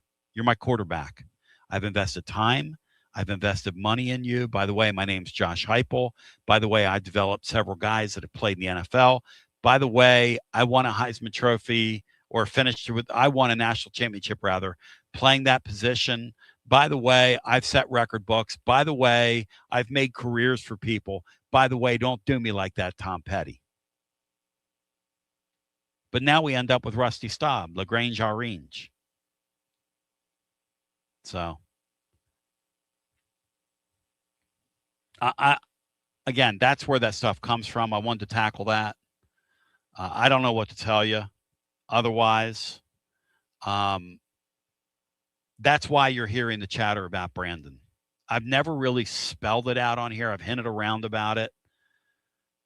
George McIntyre this spring, for a decent part of the spring, looked like an unplayable quarterback at this level. And he scared him. And that word's gotten out. And again, to put a little bow on it, that doesn't mean that he won't pick it up between now and the start of the season and come back and have a nice year. Could have just been that he had a bad spring, because I don't know what the reason is, but he had a bad spring. And, hey, there are guys in baseball that have had bad spring trainings and went on to have torrid seasons. So I'm not going to sit here and predict what the head coach is going to do. Because, Matt, I don't think any of these head coaches want to play a true freshman. I think that's probably a fair statement, right? None of these guys want to do that at this level. No, not unless you're just forced to, no. And you have a great talent there, which Faison, I think, kind of is. Yep. Not quite the Bryce Underwood from Michigan last year, but I don't even think the plan was for him to start day one. The guy that they brought in, I think, got hurt. But, yeah, you definitely don't want to start a true freshman in this day and age with all these veteran players. Faison's milkshake, though, making an appearance. And Russell Smith's bit about Cody McClure drinking Faison's milkshake might be one of the more illiterate things ever. And I want to really believe that's true. I want to believe that Cody was out there hustling at night and, taking a little something to Faison Brandon. The story goes that where he was, he's like, yeah, that's Faison Brandon. That's the Tennessee. Oh, really? Well, make him a milkshake. And Dubsy said that somewhere between that milkshake getting made, a free milkshake for the starting quarterback, and the food making its way to Faison Brandon, Cody pocketed that milkshake, man. Let's go! Let's go! And by the way, Cody, when I delivered pizza and did radio in my young days, I would reach over every once in a while, I'm not going to lie, and grab a breadstick. Or if somebody ordered like French fries when I was with the pizza doctor back in the day, or strength, they would call in and order strength. Every once in a while, I'd reach down there, open up the package, grab me a fry, grab me a piece of strength. Not going to lie. Hey, man, not going to lie. Not going to lie. So, Cody, I say to you, power play on, brah. But, yeah, now we've got Faison's milkshake has entered the chat. Come back, get some more calls in. I wanted to unpack that a little bit because it's going to be a talking point through the summer. You're going to see more and more people jump on the Faison Brandon train. I think what Matt thinks, which is Tennessee, why in the hell would you come out and say something? Why would the head coach, who doesn't tell you anything, by the way, why would you name a starting quarterback if you're him? Why would I put the pressure on a freshman? That's the truth, right, Matt? We're not going to see that thing. That's going to go into the season, right? They're not going to throw that pressure on that freshman, are they? Not unless they have to. It gives them the best chance to win, which they might be forced to. Hey, Big Dog, you might be big, bro, but no Italian slurs in here. He says, Basilio with the Sicilian 5-finger discount. Why is it Sicilian? You mean like wasps don't reach down into the bag and help themselves to a fry every once in a while? Hey, when I worked at the Dairy Queen, I worked around some waspy people, and we'd reach down there and eat fries all the time. Taking food out to somebody, they got a fry on the plate. I had a guy one time get some fries and some chili, and I reached down and went like this. Look, I can tell this now. It's statute of limitations have run out. I did one of these numbers. I saw his fry. I saw his bowl of chili, which was pretty good, by the way, back in the day. And I went, and then walked out there and gave him his fries and his chili after dipping a chili in some fries. Fries and chili. Matt, do you believe that? Yeah. I'm sure that happened. Absolutely. I've seen you around food. Yeah.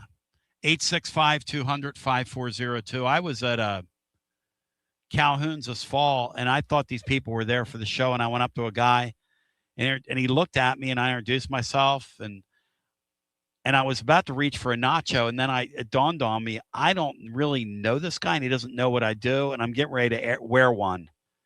But I went up to their table with the express reason of eating one of their nachos. But then I stopped. I edited myself. Continue with more on the other side. I need that in myself because I got long in that set after this. You got to dream about buying some land and building on that land? Well, Waterside Contracting is your ticket. 25 years of making dreams come true, Michael Scott. For hundreds in our area, custom homes or remodels, Waterside Contracting will build on your lot. They do incredible work all over the area. Structural integrity, quality without compromise. It's a way of life with Waterside Contracting. Check out the wonderful work Waterside does. WatersideContractingLLC.com. When it's time for your dreams to come true.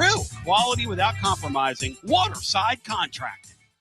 He doesn't always drink beer, but when he does, he definitely prefers Dos Equis. That's right. The most interesting man in the world has returned, and he's more interesting than ever before. His phone is addicted to him. All of his teeth, all are wisdom teeth. So raise a Dos Equis to the man, the myth, the legend. And remember, stay thirsty, my friends. Dos Equis, enjoy responsibly. 2026 Cervezas Mexicanas, White Plains, New York. Tony Basilio along with the great Mark Griffin. And we're here to talk about our friends at Performance Medicine. And Griff, their slogan, stay educated, stay healthy. That's you. Wow. I really like to think that, Tony, and I'd like to give Dr. Rogers a lot of credit because I definitely want to stay educated and healthy, and knowing that he's putting the time and effort in to make sure of my care. I want to encourage your listeners to put the time to learn and become educated and get to know Dr. Rogers and see if it can help with your health as well. And there's a really, really easy way to do that. In fact, they've got their own YouTube channel. You can see Dr. Rogers for himself with his staff. It's called The Performance Medicine Show over at the Performance Medicine channel over on YouTube. Also, more information at performancemedicine.net. To our friends in North Knoxville, a brand new location over in Fountain City, now accepting patients. So many ways to reach Dr. Rogers. And like they say, stay educated, stay healthy. Performance Medicine, online, performancemedicine.net. Located in Knoxville's historic Old City, Barley's offers great food, live music, the best draft beer selection in town, and now your new favorite place to watch sports. Their indoor projector is perfect for any weather, and they've revamped their upstairs area with more TVs to take in all of the action. Their menu features hand-battered chicken tenders, juicy burgers, fresh salads, and the tastiest pizza in Knoxville. You can enjoy their happy hour drink specials daily from open until 6 p.m. Barley's Tap Room and Pizzeria. Preparing food for a big gathering can really take it out of you. That's why you need to call Calhoun's and check out their selection of party platters. Whether you're hosting a party for the big game, a reunion, or just an everyday gathering, a Calhoun's party platter is next level. Choose from Calhoun's always excellent chicken tenders, fly with Calhoun's wings, or boneless wings with a variety of dipping sauces, award-winning next-level melt-in-your-mouth barbecue ribs, or delicious spinach artichoke dip, or get one of each. Plus, if you're doing burgers or sandwiches, Calhoun's has lots of side dishes like spinach Maria, baked cinnamon apples, Smoky Mountain baked beans, or creamy coleslaw, available in pints, quarts, and gallons. And to finish things off, pick up one of Calhoun's great desserts to go, including homemade cheesecake or key lime pie. Calhoun's, simply your go-to party headquarters. With 9 locations all over East Tennessee, you can order online and just pick it up. Calhoun's, one of the Copper Cellar family of restaurants, along with Chesapeake's, Copper Cellar, Corner 16, Cherokee Grill, and Smoky Mountain Brewery. Eat local, eat good. Like our 2026 football Vol, score a T3 TD every time with T3 Vodka, Tennessee's premium vodka, handcrafted with passion, precision, and a whole lot of pride. Right here, handcrafted in the majesty of the foothills of the Great Smoky Mountains. Quality around here isn't just a promise, it's a way of life. And T3's filtered 10 times, 80 proof of vodka, delivering a smoothness unmatched. This dedication to excellence has earned T3 Vodka prestigious accolades, like a 5-time gold medal award-winning vodka and your SIPS Consumer Choice Award medal winner as well. Whether you're sipping it neat, on the rocks, mixing your favorite cocktail, T3 Vodka, your choice for a premium award-winning experience. Be like Maury Hanks. Score a T3 TD. Ask for T3 Vodka by name at restaurants and wine and liquor stores today. Drink it neat, drink it right, and score a T3 TD all 2026 long. Tennessee's Premium Vodka, T3, Tennessee's Premium Vodka, distributed by Empire Distributors of Tennessee. Big news, Basilio family. Get ready because the 2026 Knoxville real estate market is officially shifting into high gear. All signs are pointing toward a record-breaking year, and the energy across East Tennessee is absolutely electric right now. Whether you've been dreaming of finding that next home, looking to capitalize on your current equity, or ready to dive into the investment world, the timing has never been better. Having a game plan is the key to winning in this fast-paced market, and I'm ready to help. Give me a call, Jennifer Morris, at 865-694-5904, or reach out at nextmovesmokymountains.com. That's nextmovesmokymountains.com, and go Vols. Baseball fans, it's time to step up to the plate. Look your best.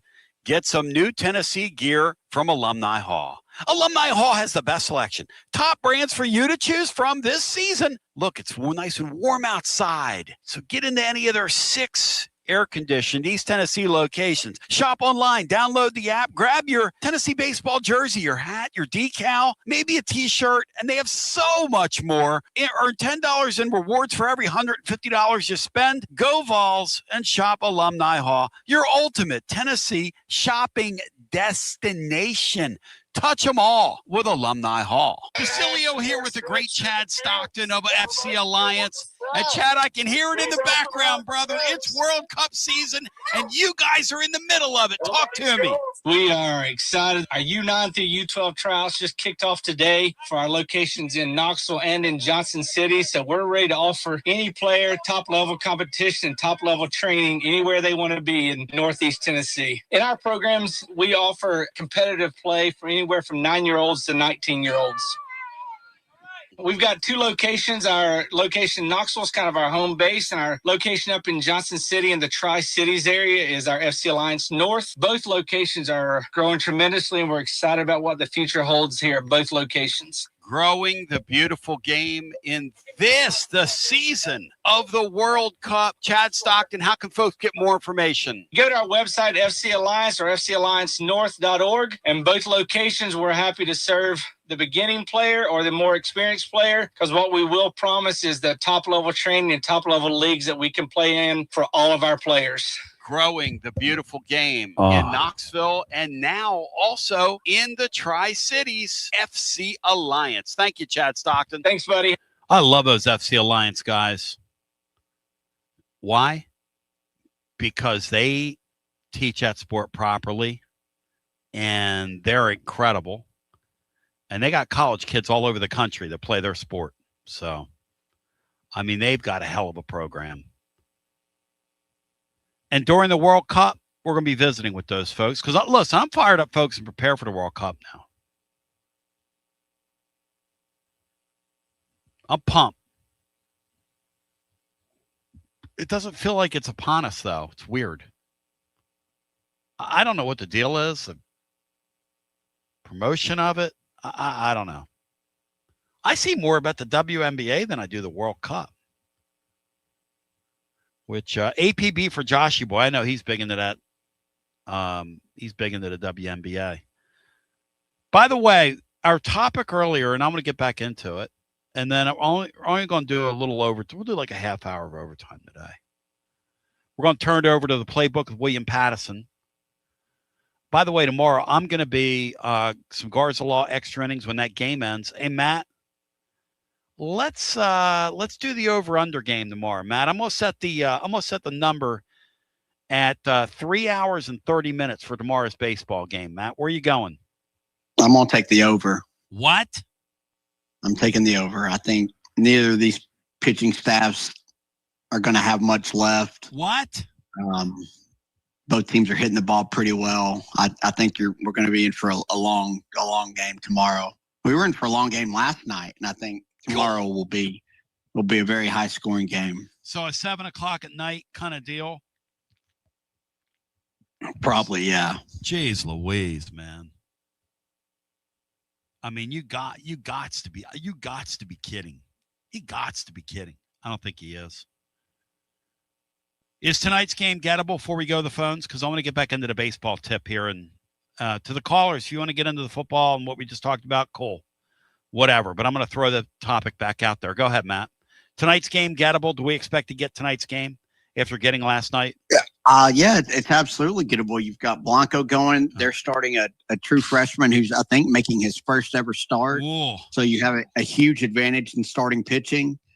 And you've still got Arvidsson in your bullpen. And then after that, I don't know what you do. Maybe Brady Frederick, Will Haas, who knows? But you have an advantage on the mound. So if you can jump out to an early lead and pile up some runs, get deep into their bullpen, you definitely have a chance. Yeah.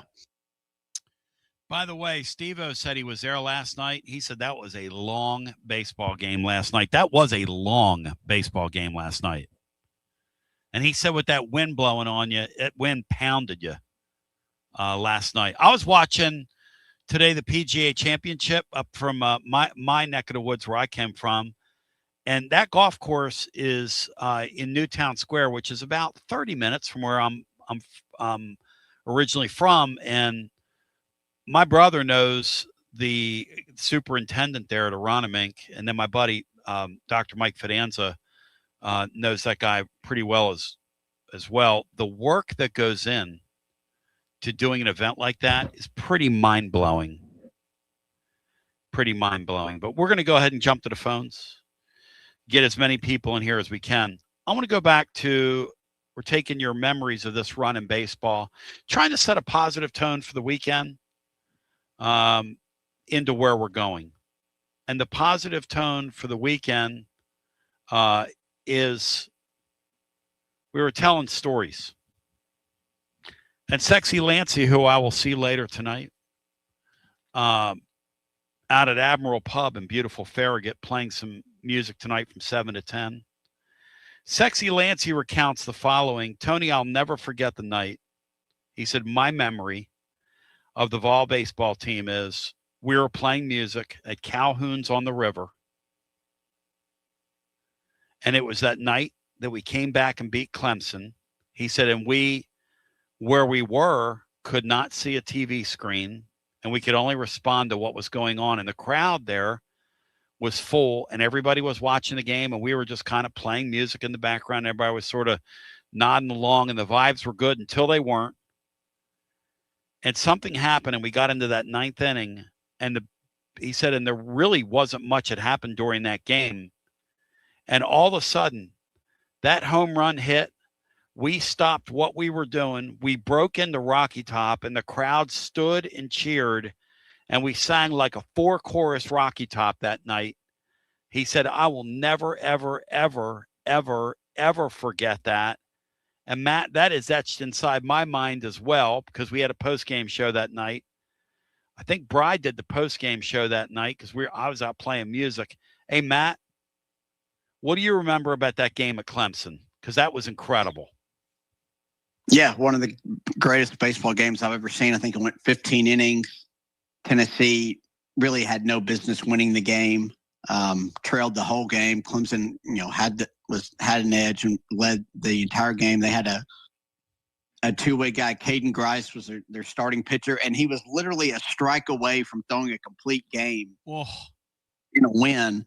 And then you have the Zane Denton. I think it was a 2 or 3 run home run there in the ninth to get at the extras, and you wound up winning in the 15th. I think Chase Burns and Seth Halverson were outstanding in relief of Dolander.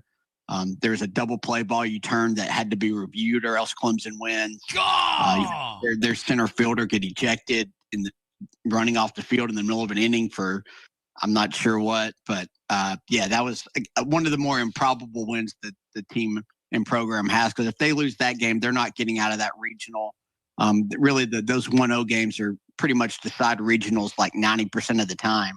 I love that the playbook with William Patterson's up next. I love that we have a full bank of calls. I love that last night I was getting that old postseason baseball feeling. And I want to remind you, tomorrow, as soon as that game ends, we're with you, recapping what I believe will be a Tennessee series victory, which I called yesterday on the show, not to jinx anything. And here's the playbook with the great William Patterson. You're listening to FM 105.7 and AM 1340, WKGN Knoxville, and W289CU Knoxville, Fan Run Radio. Matt recalled that like it was yesterday on the Westwood One Radio Network, and I was just reminded that because it went 15 innings, I jumped on the postgame show that night, which is nutty as a fruitcake to play 3 hours of music and jump on a postgame show that you know nothing about. But hey, what the hell? The game ended. We were already done playing music, Matt. That's exactly right. Because that game lasted how long, Matt? So that ended up being like a 5-hour game, something like that. It was crazy. I think it was well over 5. It was 15 innings.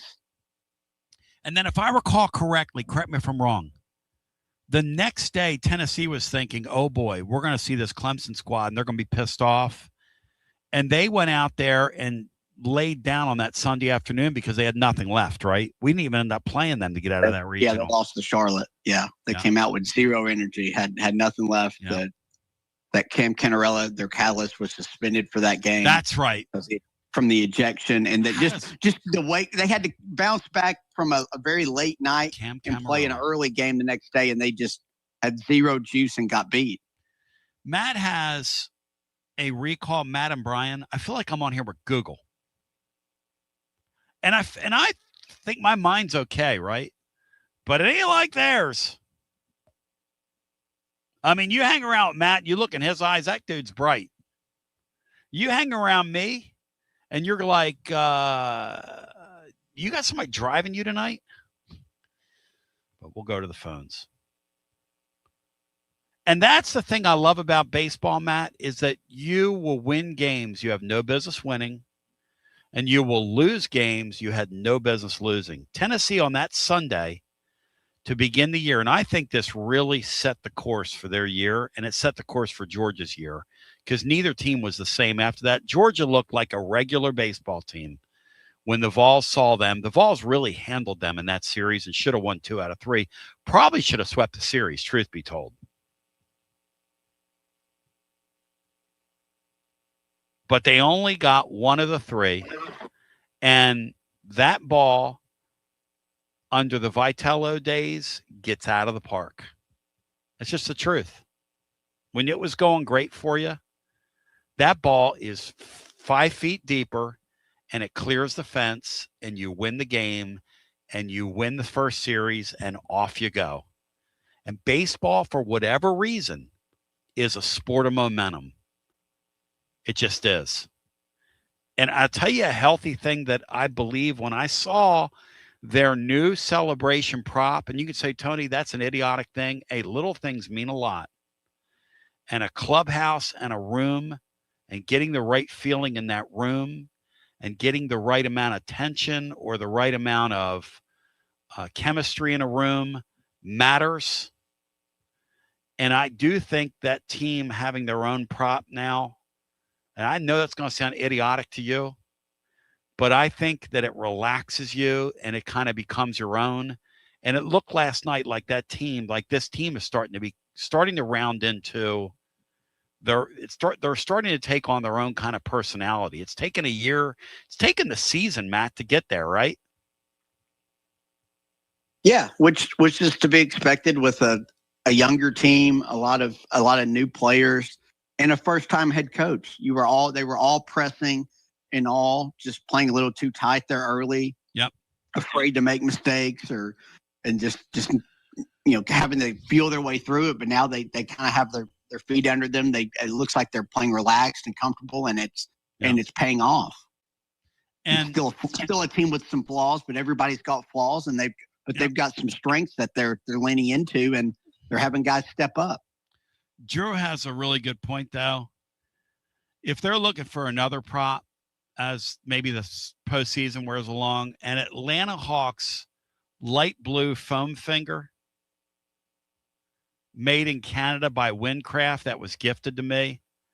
I mean, if you don't think that's one of the more outstanding props, and you run around and you put the finger up and you kind of, you run around running down the group of guys, and you're, kind of like me. I look like I belong on a well, oh gosh. All right, let's go back to the phones. Something wrong with me. Hello and welcome in to our next call. You're on the air. Hey, Tony. Hey, Matt. Hey, Josh. How we doing, buddy? Good. How are you doing, buddy? Good to hear your voice, man. You as well. So I want to touch on a little bit of this quarterback situation going into the season. So, Tony, I don't get, I like to take shots at Heupel, but I'm seriously not taking a shot at Heupel when I say this. Why didn't he start G-Mac in the Music City Bowl? Because he could have definitely got a lot of playing time in that game, and he could have, got the feel for going into next season. I love Joey, but I just don't understand why he didn't start George in a meaningless game. Hey, Matt, help me out with a timeline because I'm a little unsure of this. Transfer portal window still open for that bowl game? Yes. Transfer window portal. I don't think it had opened yet, had it? Why wouldn't you put him out there just to gain a little information? Unless you knew the answer to the question, right? Well, they probably knew the answer to the question if I had to guess. But then they went out and they tried to get a couple of high priced. There's no question that they made a run at the Simpson kid down there to school. There's no doubt that happened. And I know they took a photo with a quarterback number 500 guy ranked number 500 in America or whatever, and more power to that kid. That's good. He got his name out there for a day. And then what was the other? And then the other kid that the Sorsby kid, the Prabula they were involved with, but they were also involved with Levitt. And then Lane came to the tarmac when he wasn't on the phone with Vanity Fair. So I look. I'm looking at Rick Barnes and the way they do things. You got to go get an insurance policy. The Staub guy, I'm just here to tell you, is not an insurance policy. Just not. The Staub guy, I was told, if you see him on the field, you're going to be lucky to win 5 games. No offense to him. Tony, why do you think that is, that Tennessee seems to strike out on high potential quarterbacks in the transfer portal? I mean, I don't know that they've really gone that hard, though. I mean, they've tried. Look, last spring they tried to get the kid from Illinois. They almost got him. Yeah. They got close with him. Hey, Matt, I think he'd have been pretty good, don't you? That kid from Illinois. No, he would have been really good in Tennessee's offense. Mm-hmm. But I mean, you were kind of scrambling and desperate, and like I said at the time, though, a really good quarterback that was good enough to come in here and help you wasn't going to leave their spot after spring. I didn't think. Like it says a lot about the kid that he stayed there, and that's why he's a pretty good quarterback. But this is the first time you were probably really after portal guys at quarterback, because you've had guys. Now I think the question is, are you too high school reliant at quarterback? And I think that the answer might be yes there, because everybody, most teams are getting transfer guys, and proven guys, and you're still. Now, you can still hit on these guys, sure. Especially with guys like Brandon. If you bring in the highly ranked ones and you hit on them, you have multiple years there. But, this is the first time they really had a definite need at quarterback where they could go get a portal guy. And even then, it's probably still hard to recruit that with, you're being negatively recruited that you got a 5-star coming in that's going to take your job mid-year. And Josh, like that was yeah. Point against it. Do you guys think Tennessee should go the Indiana route, like find a quarterback out of the transfer portal every season? Matt does. Instead of taking a guy out of high school. Well, if you do, I'm only doing that if I know what I'm doing. I have to really know how to eval if I'm going to do that, or I do what Lane Kiffin did and I grab 2 of them. Yeah. And that's kind of, and this Signetti guy knows how to evaluate his players. Well, the Signetti guys, the Signetti guy and Kirby Smart are the best at it. And Heupel's pretty good. Heupel's a pretty good coach. But, Tony, you cannot let a judge decide your fate of a 6-year rule, and you just can't do that they do with Joey. Here's the thing about it. If Tennessee was going to if anybody was going to have that happen, it would be the Vols. Everybody else won their court case but us. Right. Marcos came on and said, I got to say it's in Tennessee's favor, but he said, who knows? You never know what's going to happen in a court of law. Everybody wins their court case but us. Yeah. But I just think you got to start Faison and let him take his lumps throughout the season and let him grow. Yeah. All right, guys. Have a great day. Thank you. Taylor's reminding us, Matt, that back in that Clemson game we're talking about, which, again, there are hundreds of flashpoint games in the Tennessee baseball run here. Hundreds of them. Like, I'll never forget the night or the day, that afternoon, that the kid from Farragut threw a ball 105 miles an hour. Freak show. And the looks on people's faces when they and Matt, they brought him out there in a low leverage situation like on a Sunday, and he did it. Do you remember that, Matt? He was basically a low leverage pitcher that entire season. That's how much he was in 22. It was like they gave him one start at the end of SEC play just to kind of showcase him. Yeah. But he was a low leverage bullpen arm for them that whole year, and he'd come in and throw 103. In the Clemson game, Taylor remembers, and this is a great pull by Taylor. But Taylor remembers that Billy Amick was replaced by Grice, their designated hitter, at first base in the 9th inning. And his bat and the DH was lost for the next 5 innings. A total mistake by Clemson as they had to pinch hit for their pitcher the rest of the game. It crippled their offense. That's a damn great memory right there, Matt. Because our center fielder their got coach ejected. definitely overmanaged the end of that game. Yeah. You know, like I said, Grice was one pitch away from a complete game. Yes. And they wound up losing a game, and they used like 7 or 8 pitchers in that game.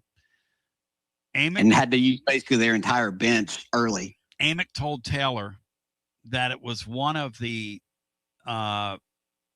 reasons why he entered the transfer portal and became BFFs with Ensley and Burke. He, in other words, he couldn't stand up for falling down there. And you could tell that manager had totally lost that team that next day because their effort that next day, those guys were gassed. And Alex Myers, if you're listening, not that I'm here to pile on you, Alex, because I love you. You're my guy.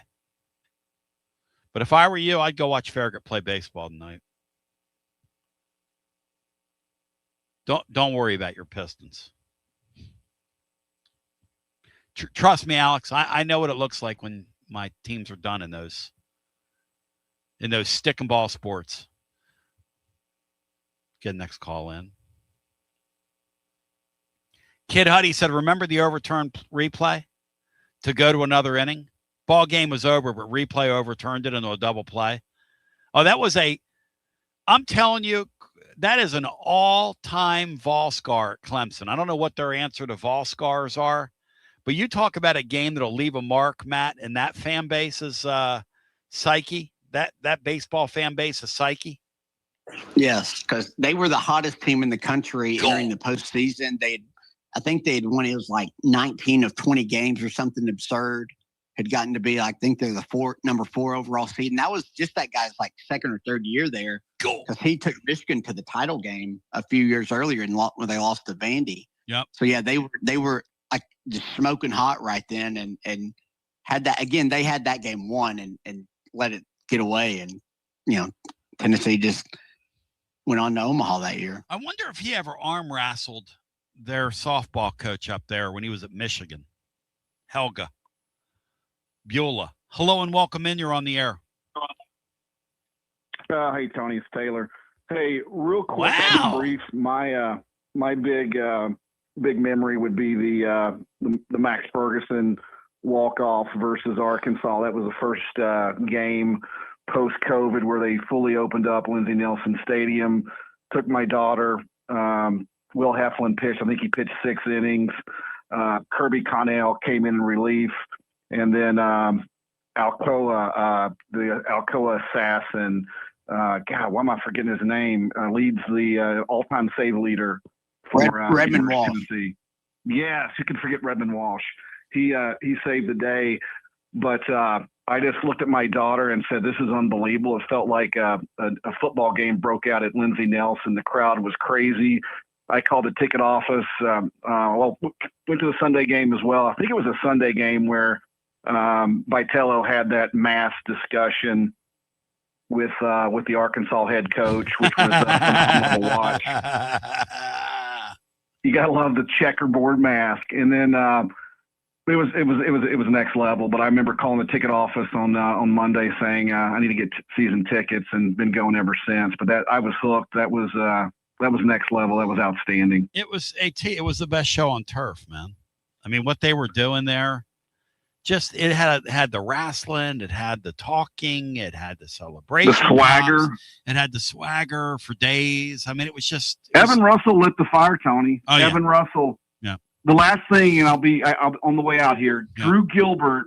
I'll never forget the Notre Dame ending on Sunday. It was about 98 degrees, and watching him in an absolute heap, crying, just absolutely gutted and devastated. And I'll never forget that image in my life. That poor kid was absolutely destroyed. And a quick reminder for folks that don't know is he was obviously ejected for arguing balls and strikes. Yep. Then he came back on Sunday and just wasn't himself. It was like, baseball is one of the few sports you try too hard, you don't do so well. I remember he got thrown out at second on a ball that got a little bit away from the catcher. He was just overly pressing, and it was sad to see him go out like that. But I'll say, Evan Russell lit the fire, but Drew Gilbert may go down as the all-time greatest in terms of the showmanship and the swagger. But I'm telling you, off the field, Tony, the quietest, nicest kid you'll ever meet. It's like something changed in his DNA when he stepped between the lines. Tony, you're the Dean GBO. Thank you. We're going to do a show one day in the summer. My favorite Vol athlete of the 21st century, and that's going to be Matt's. I'll speak for Matt here. I was looking on a giant Reddit chat, like a chat board kind of thing. And somebody brought up the point, when so-and-so comes back, does Gilbert go back down? And several of their fans jumped in there and said, what, are you kidding me? They said, since he's come up, we have life. We have spark. He's worth keeping around for that reason alone.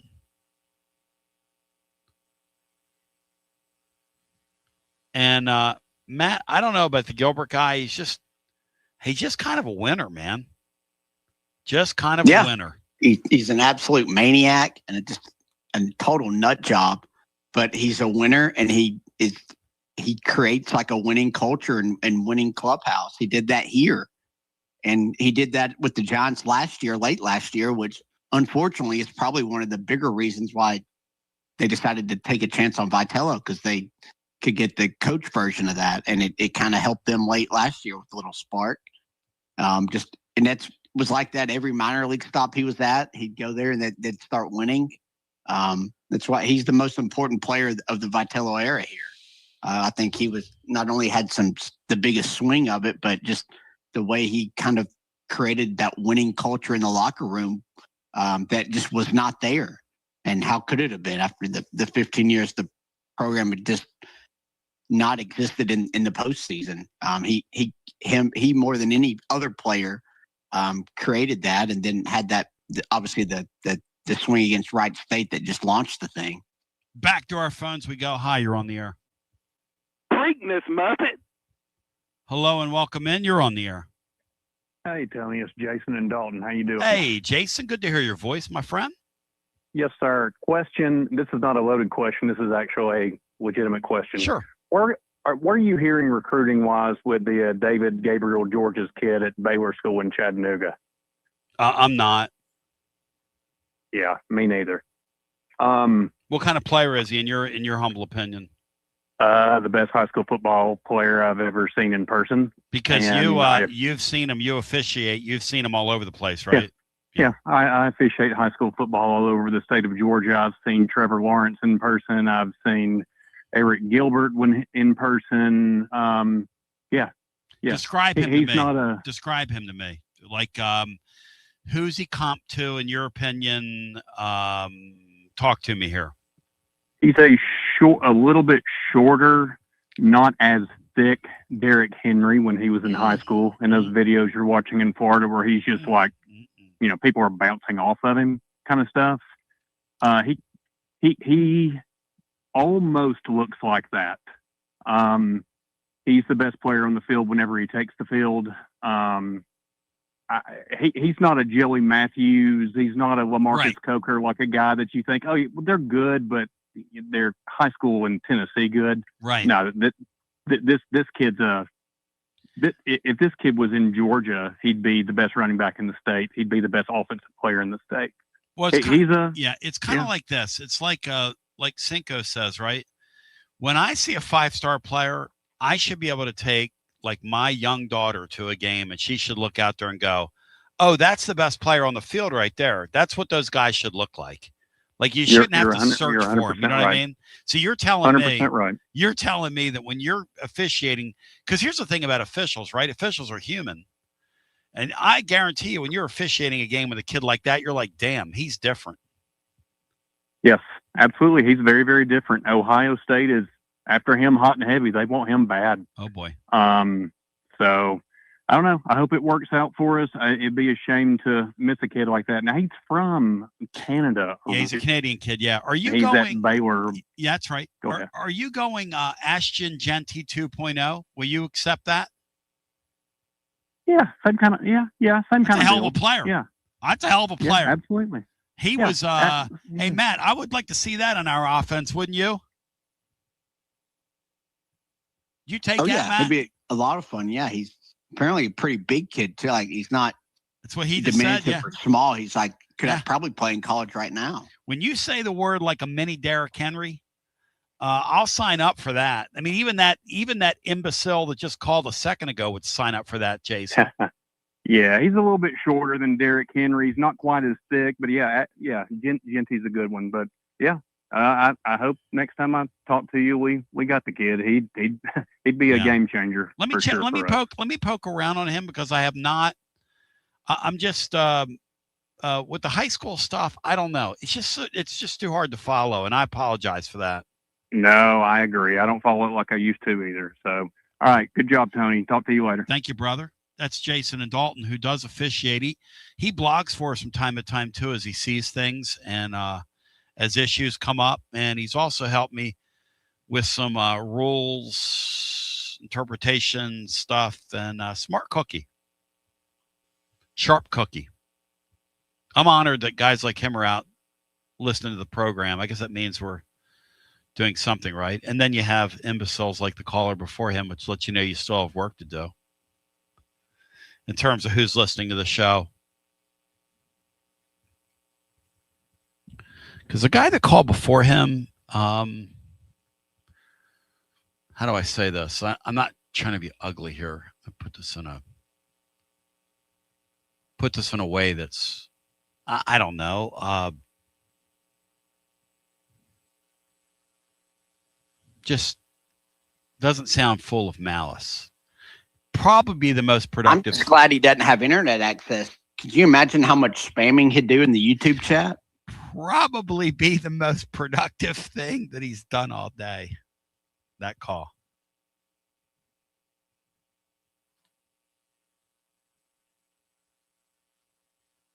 No offense.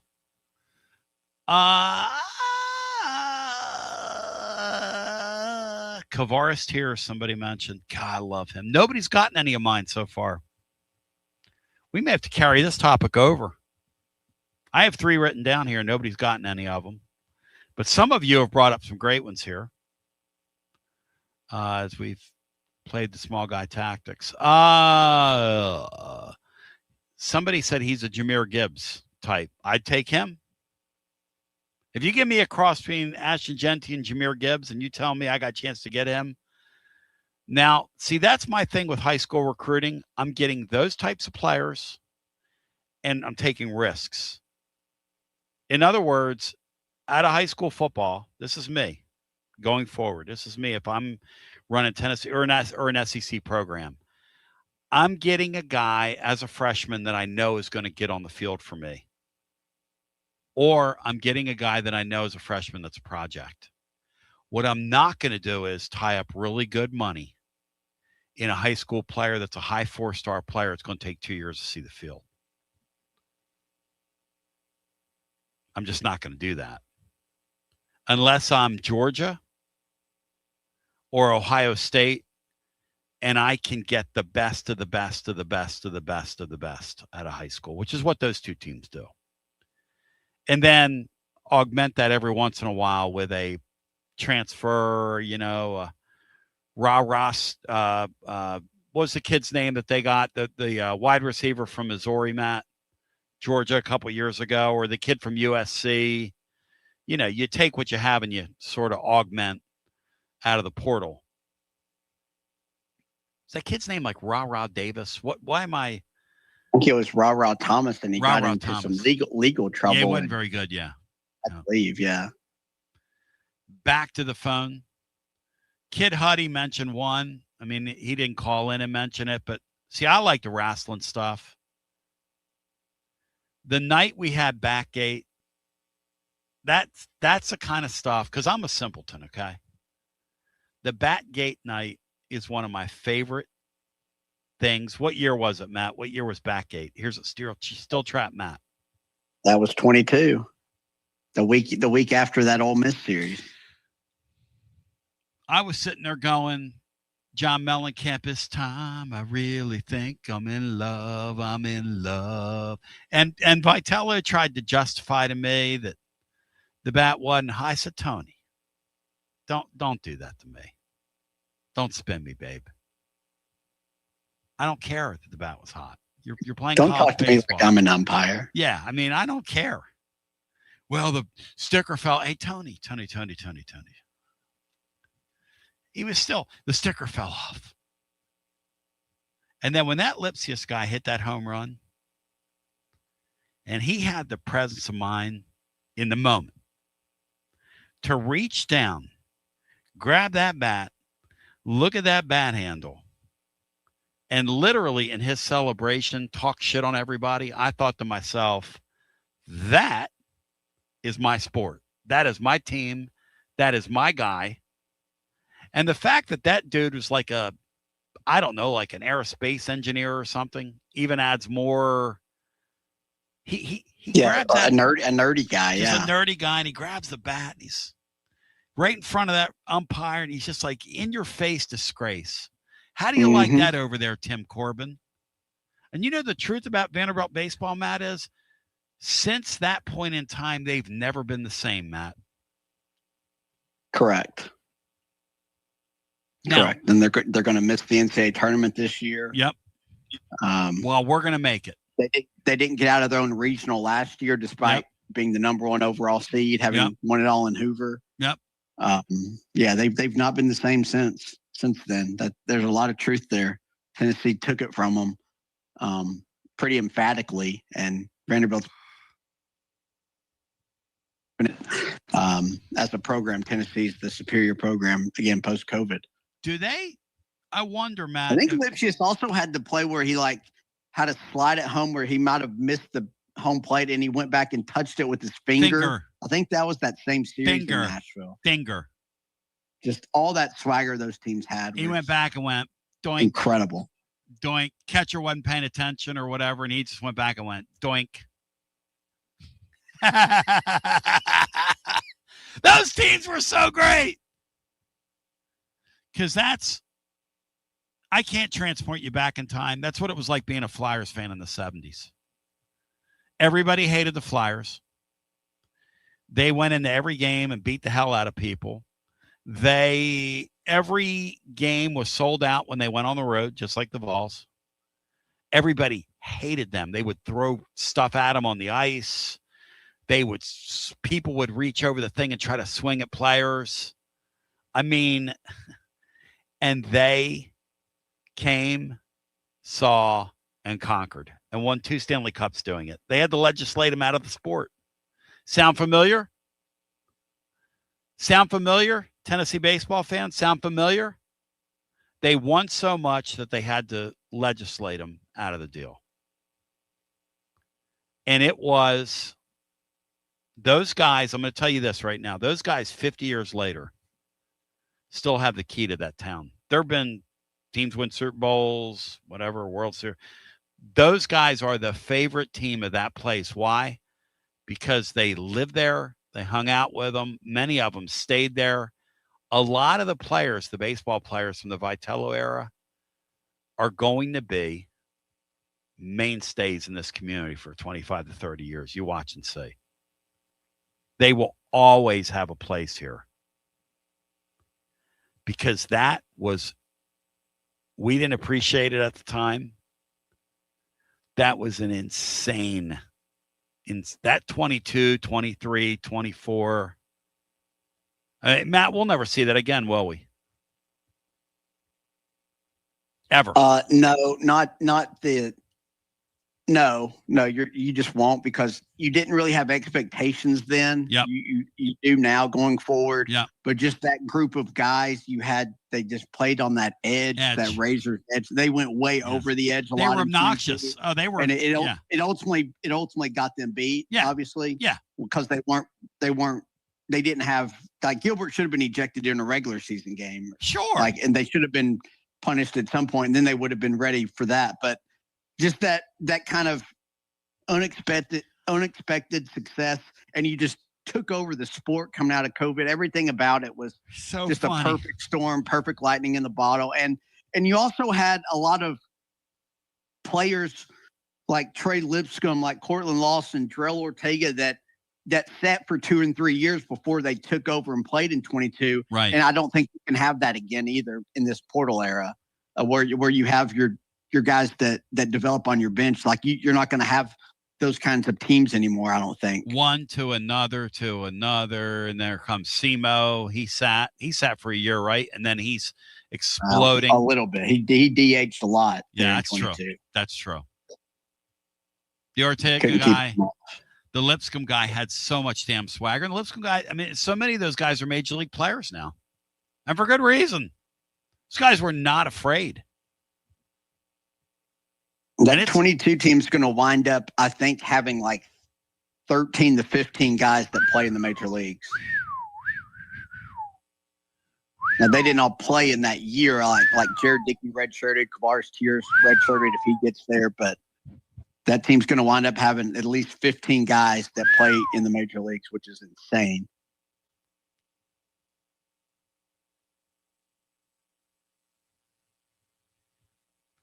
Chris Justice with maybe the best. If I could give a copper card out to a poster here, he says the following: Gilbert ran his mouth, and he was like 5 feet tall, but just like Tony Basilio, he could hit a baseball.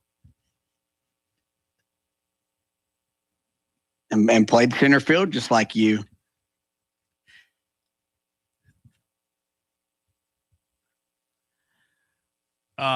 I've got to go. That is totally stupid. That team. Maybe that's why Vitello and you got along so well. He just kind of saw you as like an older Drew Gilbert. He saw the natural ability. How about when Delmonico admitted that he, Matt, when I was a kid, wanted me to go over there? Can you imagine me over there inside the apparatus of our athletic department? No, you couldn't. Could I make a good decision? You couldn't be. No, you don't need a perimeter, Tone. You need to be out. Yeah, you can't do that. I can't be inside the perimeter. That would take away your greatness if you were kind of chained up a little bit. You've got to be a wild card. Everybody has. You've got to be a wild card. Everybody has a wild card in their family, and this is my role here. This is my role here. Till we meet again, I love you. I appreciate you. Hope you have a great day. As I said, we're going to do a half hour of this. I've got some worky stuff to do today. So one of those less than fun Fridays, but I'm going to get it done. Matt, thank you, brother. Thanks for the effort. Yeah, enjoyed it. We'll talk tomorrow night. Yeah, man. It won't be afternoon tomorrow night. Yeah, thanks for your mind, Matt. I appreciate that. I told Matt today that I was I'll be in for Heflin tomorrow night, so we'll be live with you. Garza Law, Tennessee Baseball Extra Innings. But I told Matt today, I said, Matt, I'm going to need your mind. Because I want to talk about these baseball memories that I kind of don't have. But as people were recounting them, I could remember, the games in certain situations, but not in that scary, finite detail Matt can. Scary. This and this and this and this, and this guy did this and that guy. And a couple of you were like, what the hell? I mean, yeah, I'm like the black sheep. That's a good, that's a pretty good term for me. Like if I was over there, showed up, well, I got a funny story for you. Well, I better not say it. Well, I'll say it. One of our guys, one of our listeners who's season ticket holder, I'm not going to say his name, screenshotted me last night. I'll read it to you. He signed, hang on a second here.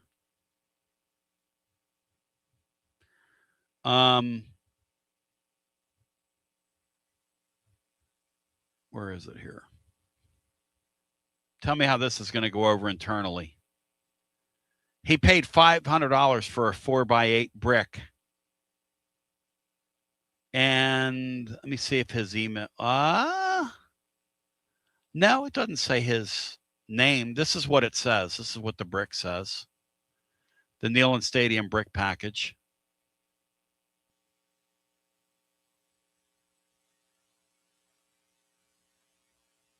I'll read it to you. It says the following. Tony Basilio, line 2, the Dean, line 3, GBO. Now, do you think that the Neyland Stadium, I asked Laura, I said, are they going to accept that? She said, of course, it's $500. She said, you're the one that says they would climb in the couch, climb through the couch for nickels. The line is that these athletic directors would climb over their grandmothers, give them a hug, reach down into the couch cushion and pull out whatever they could. And if it's 75 cents, they would call it a good day. I do believe that's how these people are wired. But till we meet again, that is really funny that somebody took the time to do that, and flattering.